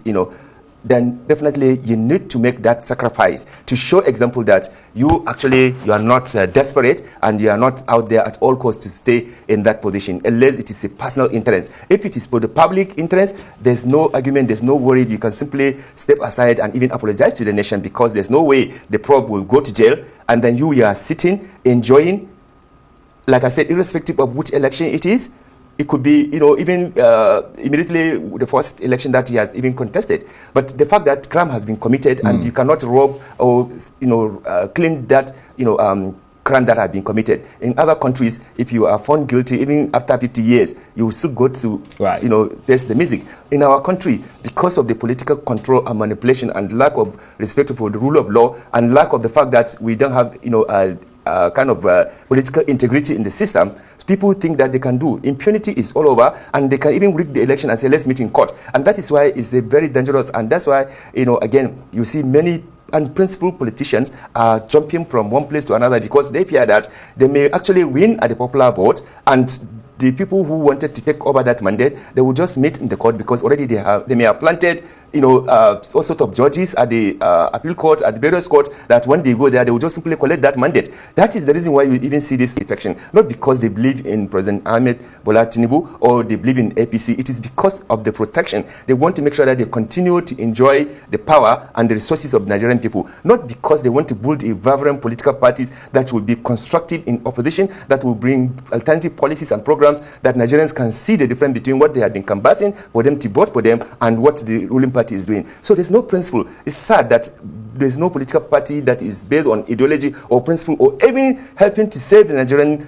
people or Nigerian economy. All they are after, they want to be there, they want to grab the power, whether at local or state or national level. And when they come, you could see clearly there's no difference between APC, PDP, and the rest of the party, including Labour Party. They are all there doing the same thing. And you could validate that even at the National Assembly. You could barely differentiate between the members of ruling party and members of the opposition parties. They all agree to what many Nigerians see as anti-even legislature, because in legislature you have freedom of expression. In legislature you have freedom to debate and discuss for the national interest. Right now, in the National Assembly, if you speak against the leadership of the National Assembly position, you are likely going to be suspended or you are likely going to be, ambushed. So therefore, the politics in Nigeria has to change. We need to sanitize this, whole political system in the country to even give confidence for Nigerians who are not even in the electoral politics to now begin to go in. Right. But the way it is now, it will be extremely difficult if you do not do this dirty thing to get in there. First, you have to get dirty money to finance your election, to finance all sorts of agencies that can help you rig the election. Not campaigning on issues, not actually talking to Nigerians to see the problems they have. None of them is doing any need assessment to see what the problems are. For example, even the current leadership, they had promised so many things that, like electricity, like ensuring that they block leakages. There are so many things they promise. Nobody is asking questions, and because they don't really care about you, all they are interested, they grab the power and they are there and do whatever you want to do. I think a lot of ẹ sì ń gbọ́ mi ràn sáà ní pàtẹ́wọ́ fún ni ṣé torí pé ó jẹ́ haúsá ó sòótọ́ ọ̀rọ̀ ń tó sì yẹ kí ó mú láyé àwọn ọmọ nàìjíríà ní ìsìn rẹ̀ tí ìbá ṣe ti very dark man ṣáàlè ni wọ́n fi ti very dark man wọ́n fẹ́ fi sí ojú wa kúrò ní ara mátà wọ́n fẹ́ fi distract wa ni torí tí gbogbo èèyàn bá wá jáde ní ìsìn instead tí wọ́n ń jáde fún ti very dark man pé àwọn fẹ́ ṣe kinní fún tí ò bá sọ̀rọ̀ ti very dark man bẹ́ẹ̀ pé wọ́n rè ara àṣẹ ó yẹ kán jáde tán pẹ̀lú ìwọ́de wípé ẹni yìí ọ̀rọ̀ gidi ni ọ̀gbẹ́ni yìí sọ ká ní mo ráàyè sátótónu lórí ẹ̀ Yorùbá ni mo bá ṣe gbogbo tó ń sọ náà ni wípé aláwọn ti ń tojú bọ̀ ọ́ kí akpabio kọ̀wé fipò lẹ̀ tán bá fi rú ẹ̀sùn yẹn kan yàn ẹni tó ṣagbátẹrù bó ṣe dé orí ipò nígbà yẹn nfa kọ́mọ̀ jórí ipò tó wà nísìn ló yẹ kó jáde kó tiẹ̀ kọ́kọ́ apologize kó o sì step aside torí ara ipò yẹn ara ipò tó lò yẹn ló sọ ẹ́ di number 3 citizen lónìí odidi number 3 ó wá rí wípé ìpele kan nínú ìpele tó fi gòkè ó mẹ́ẹ̀ ìpele kan nínú ìpele tó fi gòkè wọ́n stage manage rẹ ni ó sì ti wà lókè yẹn ó yẹ kó o ṣe bí ìgbà tí ó yẹ kó o ṣe bí Jésù ni mo fẹ́ dà bí Jésù ẹ mọ̀ pé bàbá ronúpìwàdà ńgbà náà nínú bíbélì èèyàn kan ronúpìwàdà tán ní kórè ta gbogbo ohun tó ti kójọ nínú ẹ̀ṣẹ̀ kórè ta kó sì mọ́ dẹ́ṣẹ̀ mọ́ ṣùgbọ́n wọn lè sọ bẹ́ẹ̀ fún àwọn politician yìí Nàìjíríà gbogbo ohun tó ti fèrú kójọ ọjọ́ tán bá lọ born again church ó yẹ kán lọ dá gbogbo ẹ̀ padà ni kán sì jẹ́wọ́ ń ta gbangba gbọ̀nsán lè ṣe ìkórìtà tá a dé nínú ìròyìn yìí ẹ bá ń fẹnu sí ẹ gbọ́ ṣé kí akpabio step aside kò tí ẹ̀ kan ti Natasha mọ́ ní ìsìn ẹ wo bí tí Ọlọ́run ti lọ dúró dé ẹ wo bí tọwọ́ ti bà á èmi sọ sẹ́ẹ̀ pé ẹ fi tó ń ṣẹlẹ̀ gan ní ìsìn gbogbo àwọn tó fẹ́ ba Natasha jẹ́ ẹ fi tó ń ṣẹlẹ̀ ní ìsìn lẹ̀ Natasha sí báyìí ó parọ́ ó fún èèyàn kan ló ẹ fi lẹ̀ ẹ jẹ́ àwo páàsì àwọn méjèèjì kágbé kẹ̀gbẹ́kẹ̀gbẹ́ páàsì àwọn méjèèjì àtẹ̀yàn kan náà tó wá parọ́ mọ́ Natasha lọ́jọ́ sí tó ń gbéra rẹ̀ ní kílókọ rẹ̀ náà tó lóun ti ṣiṣẹ́ pẹ̀lú yẹrí bẹ́tọ̀ yìí mọ́ gbàgbé ọkọ rẹ̀ tó ti ṣiṣẹ́ pẹ̀lú Jonathan tó ní Natasha parọ́ mọ́ náà rí Natasha kó owó ẹ̀rí jáde o ó kó owó ẹ̀rí jáde o tó lóun wà ní UK nígbà náà irọ́ ni o kò sí UK o wọ́n lọ ń yí kinní yẹn ni o ó sì parọ́ ju tàǹdálẹ̀ lọ ẹnu rẹ̀ yóò mọ̀ sọ̀rọ̀ bí ẹni tẹ́nu á mọ̀ wọ́n àfi tá a bá fẹ́ sọ̀rọ̀ ṣé ẹ fọwọ́ sí kí akpabio step aside. ó dá ọ náà lẹ́tí gbọ́yàn tó tónú sí ń lọ lọ́wọ́ lórí ọ̀rọ̀ Natasha sì ń yarí olóhùn òṣètàn àti mẹ́rin jáde ẹ jẹ́ wá sáré dé ọ̀dọ̀ arákùnrin tó sọ wípé nínú bíjọba ṣe ń gbé ìgbésẹ̀ wípé kí wọ́n gbárùkù ti local content pé kán rè ti gbogbo rìfàìnẹ́rì yòókù pa bó ti dòkú pé rìfàìnẹ́rì Dangote nìkan ló ń ṣiṣẹ́ àná ni Dangote náà gahùn sí máìkì tó sọ wípé lóòótọ́ wọ́n ti change management ní NNPC ṣùgbọ́n àwọn marketer àtàwọn tó wà ń bẹ̀ náà torí nínú àwọn management tán change yẹn náà NNPC náà wà kì í ṣe pé láti ta náà ti lọ kún ọ wá ó ní wọ́n ń bá òun ó ní wọ́n ń fẹ́ atẹ́gùn bí sóhun ó ní wọ́n wà fẹ́ kí rìfàìnẹ́rì òun kádùn ó ní wọ́n fẹ́ sọ́dọ̀kù wọ́n fẹ́ sóhun dàbí mo ṣe dà ṣùgbọ́n arákùnrin inú ọ̀rọ̀ rẹ̀ wá ń jọ bí ẹni wípé ṣé ń ṣe Dangote ló ràn ṣùgbọ́n ọ̀rọ̀ rẹ̀ make sense ẹjẹ́ àjọ gbọ́ náà ẹjẹ́ àjọ gbọ́ ọ̀rọ̀ Dangote yìí àti rìfàìnẹ́rì títí Dangote náà ò bá wá ṣiṣẹ́ mọ́ tí tàn rìfàìnẹ́rì mẹ́tẹ̀ẹ̀ta ò sì ṣiṣẹ́ sẹ́wọ̀n tún máa padà kó epo ní lẹ́yìn bàtà rẹ̀ Tinubu ti sọ wípé fẹ́ gbé ìgbésẹ̀ fẹ́ gbárùkù ti local content rìfàìnẹ́rì náà wà lára àwọn ẹ jẹ́ àkọ́kọ́ gbọ́rọ̀ lẹ́nu arákùnrin ká tó wá gbọ́ ọ̀rọ̀ lẹ́nu mínísítà lórí ọ̀rọ̀ local content. I've said this severally and I stand by it. And the reason is very simple. Nigeria is one of the only countries producing crude oil in the world where the government does not have a hydrocarbon accounting framework. A hydrocarbon accounting framework is what helps the Ministry of Finance and the Ministry of Petroleum, Ministry of Finance Incorporated, which are the vehicles, special purpose vehicles designated in the Petroleum Industry Act, to actually independently verify and confirm real time, for, aggregation, for transmission, and for allocation to JV partners, the amount of crude oil that comes to subsurface and what is due to the government. So for the share of ownership the government has, that NNPC, holds through either JV or independently,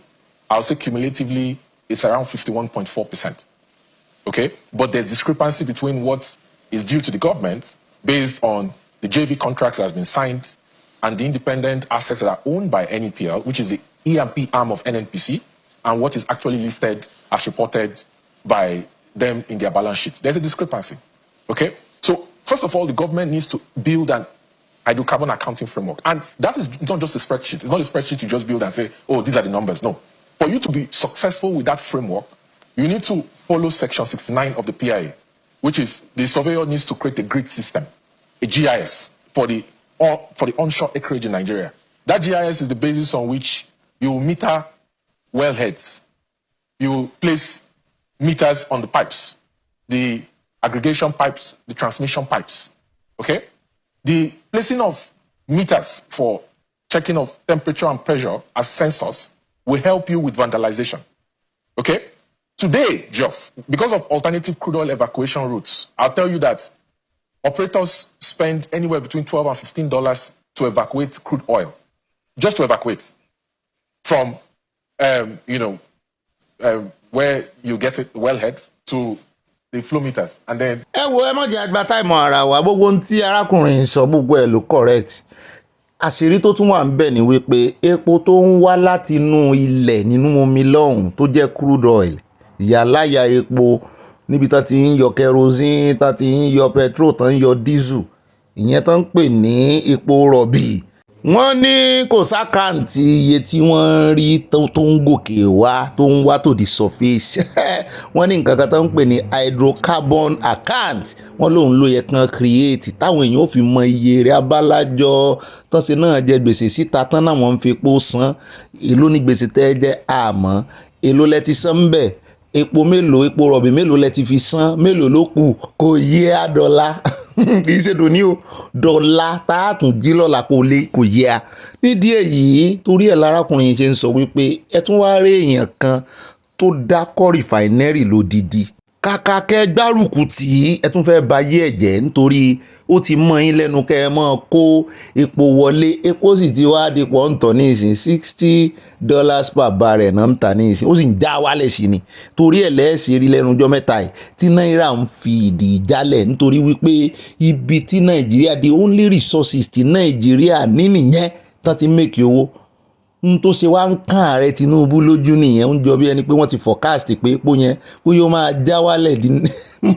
the end of the year yìí ni. Tí Nàìjíríà bá wọn nù torí ẹ̀ náà ṣe ń sáré wá kí wọ́n gbé local content sókè.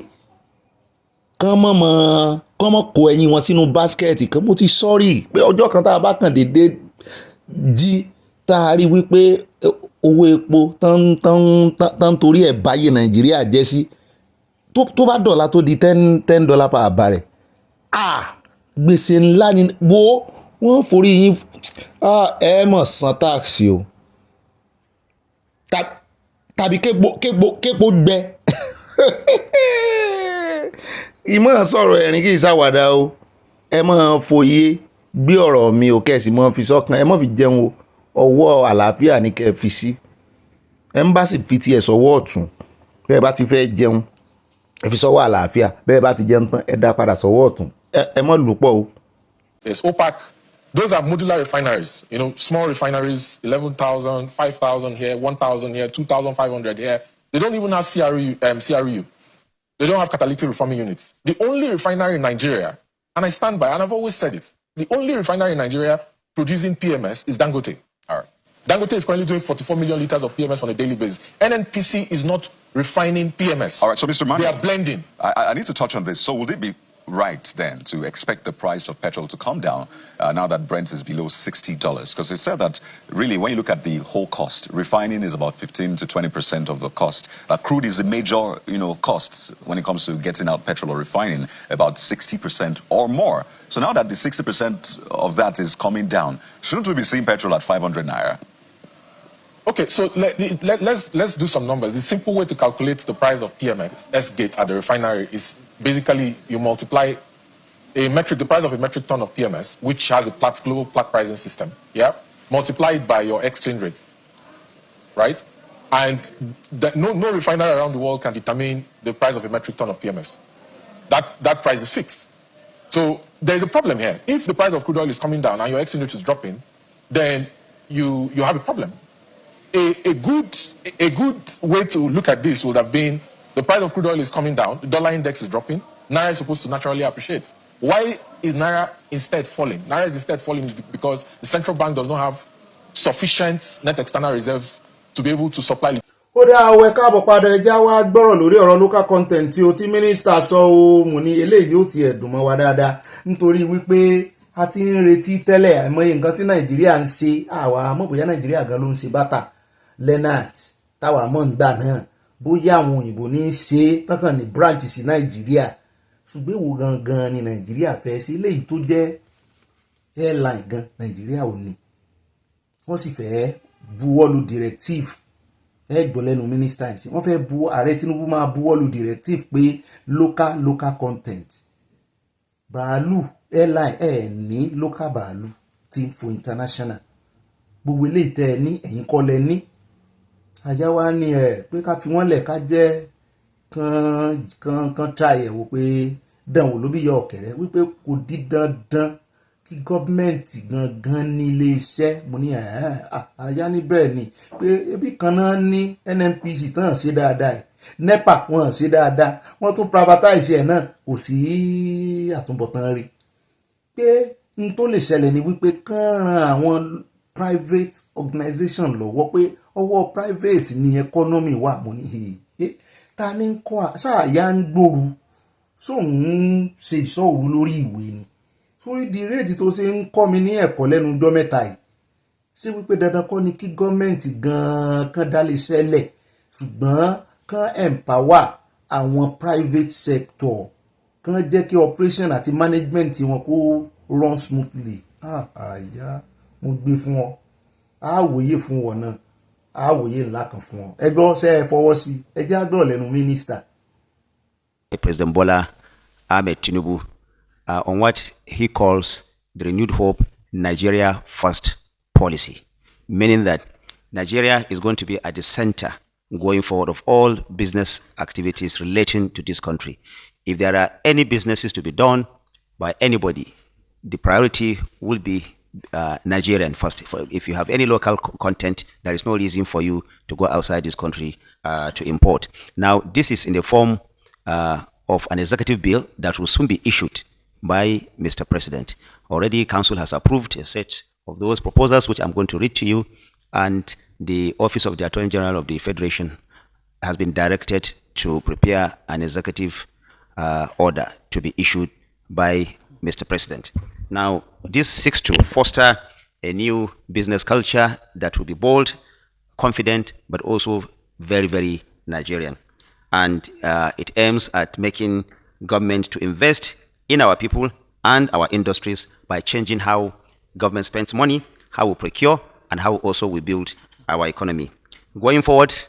Nigerian industry will take precedence in all procurement processes. Where local supply falls short, contracts will be structured to build capacity domestically. ẹgbẹ́ létí tí yín ṣe kò mọ jọ bí ẹni wípé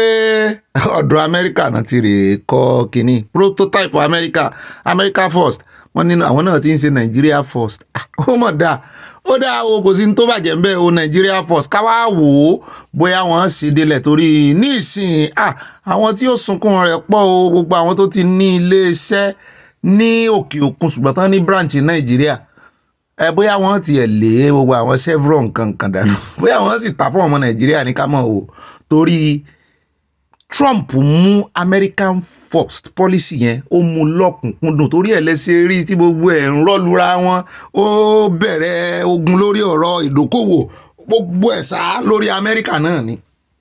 abẹ́ ìmọ̀ye tó ń gbé tàrífù lé àwọn èèyàn ni àwò àwọn tí Nàìjíríà ó gbé tàrífù lé ẹ̀yin tẹ́ ń fi èmi elé mi mí tẹ́ wá ní tẹ́ tọ́jú àwọn ọmọ yín tẹ́ tí mọ ó dáa yóò ṣeé ṣe.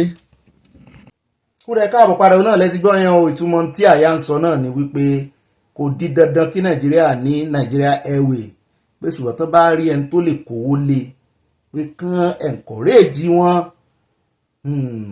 pé ìjọba gan lè ní shares síbẹ̀ àmọ́ lóòótọ́ ọ̀rọ̀ ni o bó láṣẹ wá ṣe àwọn oníkìíní China náà ti ń kó nǹkan wọlé jù wọ́n ń kó wọlé ní oríṣiríṣi l'Amẹ́ríkà náà wọ́n ń kó àwọn nǹkan wọlé àwọn ọmọ Nàìjíríà sì rèé bọ́n bá tí wọ́n ti ẹ̀ ní Temu bọ́n bá tí ìdórí Temu ra nǹkan ní ìsìn mo sì gbọ́ pé tàkùtà náà ń tà fún wọn lórí Temu wọ́n ti ń jẹ́ Temu Chinese app kan ni ló ń jẹ́ Temu Alibaba náà wà ń bẹ̀ èèyàn kan ra sewing machine orí lórí Temu ó rò pé sewing machine ńlá ni kò mọ̀ pé tọ́ì ni ṣùgbọ́n picture tàn gbé sí orí Temu picture ńlá wàá rò pé sewing machine gidi nígbà tí ó fi rà délé tọ́ì kékeré báyìí ní ẹgbẹ́lé lọ́wọ́ òun fi ẹlòmíì picture ni wọ́n wò kì í ka measurement kì í ka description tó fẹ́ rà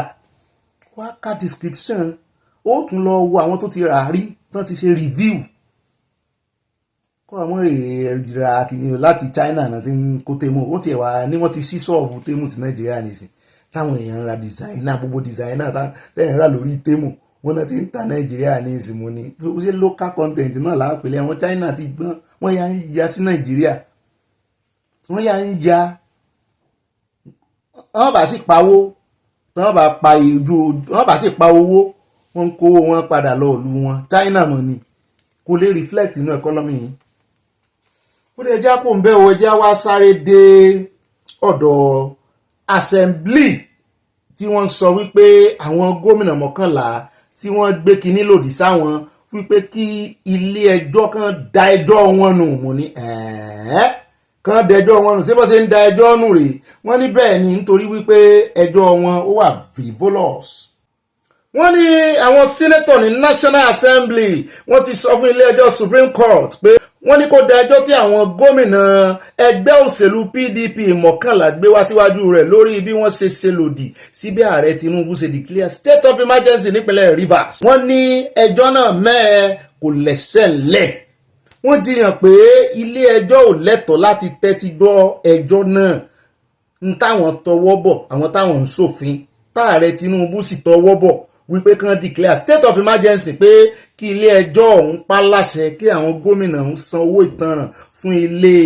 asòfin nídìíyelé tó tó 1 billion naira fún bí ó ṣe ń fi àsìkò ilé ẹjọ́ ṣòfò náà bá fèbò sí wọn kó tiwọn ní ìsìn wọn ní irú ẹjọ́ yìí náà máa ń pè ní frivolous and speculative frivolous and speculative suit ṣùgbọ́n àyàbá ní frivolous n tí ò jámọ́ nǹkan kan ní jẹ́ bẹ́ẹ̀ mo ní bẹ́ẹ̀ ni speculative ní tí ò lẹ́sẹ̀ lẹ̀ tí wọ́n kàn ń speculate mo ní bẹ́ẹ̀ ni ó wá náà wá fẹ́ gba 1 billion naira lórí n tí ò lẹ́sẹ̀ ńlẹ̀ lórí n tó wà frivolous ẹ wá fẹ́ gba 1 billion naira pé ó ti sọ pé ẹjọ́ yẹn wà frivolous mo ní àyà ṣé wọ́n jẹ́ adájọ́ ó lóun kàn ń rò náà ni mọ̀ rò síkùn mọ̀ sọ jáde lẹ́nu rẹ̀ mọ̀ rò sínú ṣùgbọ́n àwa mọ̀ bóyá ilé ẹjọ́ ò dànù o bóyá wọn ní ìdànù o a mọ̀ wò ó a jẹ̀yìn labọ̀ báyìí lè táwọn fi káde gbogbo rẹ̀ ńlẹ̀ jáde Bauchi mo ti sọ wípé a fi wọn pa ẹ̀ẹ́dẹ́ rántí gómìnà Bauchi òun ló sọ̀rọ̀ lọ́jọ́ sí ní tó ní kí wọ́n sí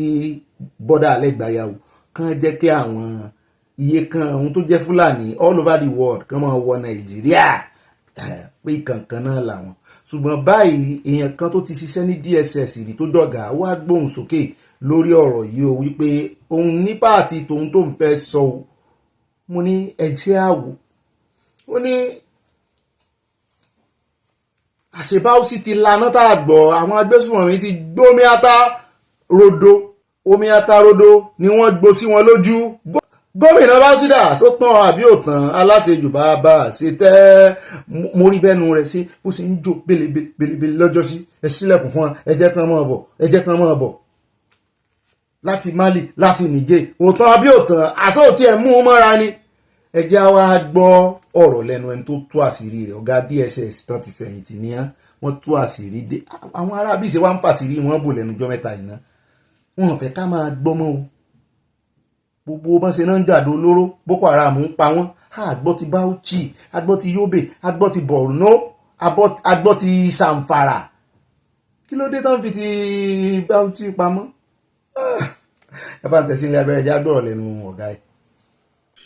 Well, this particular attack is one too many. And then, of course, remember last week, the president had the security chiefs and with him, and they actually talked about the situation. And right now, it has happened again. So why is that so? It's because we are looking at it as a one-off thing, but there is a consistent attack that is going on against Nigeria. I would even suggest, and I've suggested in many places, that a state of emergency should be declared on bandits, because we are fighting these ones within our borders, within the ungoverned spaces, and then more are coming in. More from Central African Republic are moving across Cameroon into Nigeria, and we need to address this with all the urgency that it requires. ó ti ẹ̀ dá tẹ̀sán tọ́ ṣùgbọ́n gómìnà Bauchi sẹ́yìn ò gbọ́ ìfọ̀rọ̀wérọ̀ rẹ̀ ní sà gómìnà Bauchi náà ló ní kán sílẹ̀kùn gbayàwó lẹ̀ òun lẹ́yìn complain tẹ́ ẹ jẹ́ ọ̀gá DSS tẹ́lẹ̀ òun ló ní kán sílẹ̀kùn lẹ̀ fún wọn. àmì ò tí a mọ̀ pé Central Africa wọ́n ń wọlé wá láti bẹ̀ náà èmi rò pé Mali nìkan ni ẹ tún gbọ́ Cameroon náà lẹ́nu wọn lẹ ti gbọ́ àwọn tó mú òye rè gbogbo kíní ọ̀rọ̀ gan ni gbogbo yín kàn ń sọ ẹ bá tiẹ̀ gbégbèsè irú gómìnà Bauchi yẹn ní ìsìn ẹ bá mú sọ́wọ́ kẹ́ni ó wá ro tẹnu rẹ̀ tí ń já fẹlẹ́fẹlẹ́ ó sì ti tẹ ojú ilẹ̀ mọ́lẹ̀ lọ́dọ̀ ààrẹ Tinubu tẹ́lẹ̀ wọn rà bí ní gbogbo intelligence tó yẹ tán fi ṣe kíní lọ́wọ́ àwọn èèyàn sì ń kú wọ́n sì ń kú àwọn vigilante náà tún pa ní Bauchi báyìí vigilante ọ̀tọ̀ ní ti Yobe ọ̀tọ̀ ní ti eléyìí tá a mú wá fún yín lọ́jọ́ òun tẹ̀ gbàgbé ìlú yẹn Zamfara àwọn vigilante náà tún target ní ìsìn wọn náà ń ṣòfò fáwọn àmì àwọn náà sì mọ ọ̀nà àbújá sọ́run ọ̀pẹ wọn àwọn náà mọ bọ́n ṣe lè tọ́ tí wọ́n lè fi tètè kógojá láti mú àwọn báńdíìtì. ó dá ọ náà lẹ ti gbọ́ yẹn o iṣẹ́ onú ẹ̀kún náà fi ń ṣe o àmúmọ́ra nǹkan ṣe wọ́n lè sọ ní ẹwẹ́ tó kọ lẹ́tà sí Sultan tó náà pa ìmáàmù àti ọmọ rẹ̀ méjì lẹ́yìn tán san 11 million naira gẹ́gẹ́ bí ransom wọ́n lè sọ síta ni wọ́n ń para wọn nǹkan sẹ̀mí wọn yóò sì máa lékún sí ni kò sì tí ì pọ̀ tó à ń tọrọ àlékún irú ẹ̀ fún wọn sí i kí wọ́n mú mọ́ra tán fi para wọn tán ó dáa ní ìrìjú báyìí lọ́jàre ẹ̀yin olólùfẹ́ mi kò rí tàtà ti mẹ́nu dákẹ́ díẹ̀ lónìí rèé o ṣé ẹ gbádùn mi ṣé mo gbé yín débẹ̀ ó dáa bí n bá gbé yín débẹ̀ yín náà ẹ bá ń gbé èèyàn kan débẹ̀ ẹ bá ń wá èèyàn gbé débẹ̀ ẹ bá ń fi ránṣẹ́ sáwọn olólùfẹ́ yín ní jẹ́ bẹ́ẹ̀ náà ní ká ẹ mọ́ bá ń kọ ìmọ̀ràn yín sínú comment section kí àyá lè rí ń lò lọ́la nínú ìròyìn ìtàn láàfin ìpàdé lọ́la o ẹ bá pín kó kalẹ̀ kó kakò ẹ mọ́ bá tẹ love and like God bless you and I love you Yorùbá nation no going back.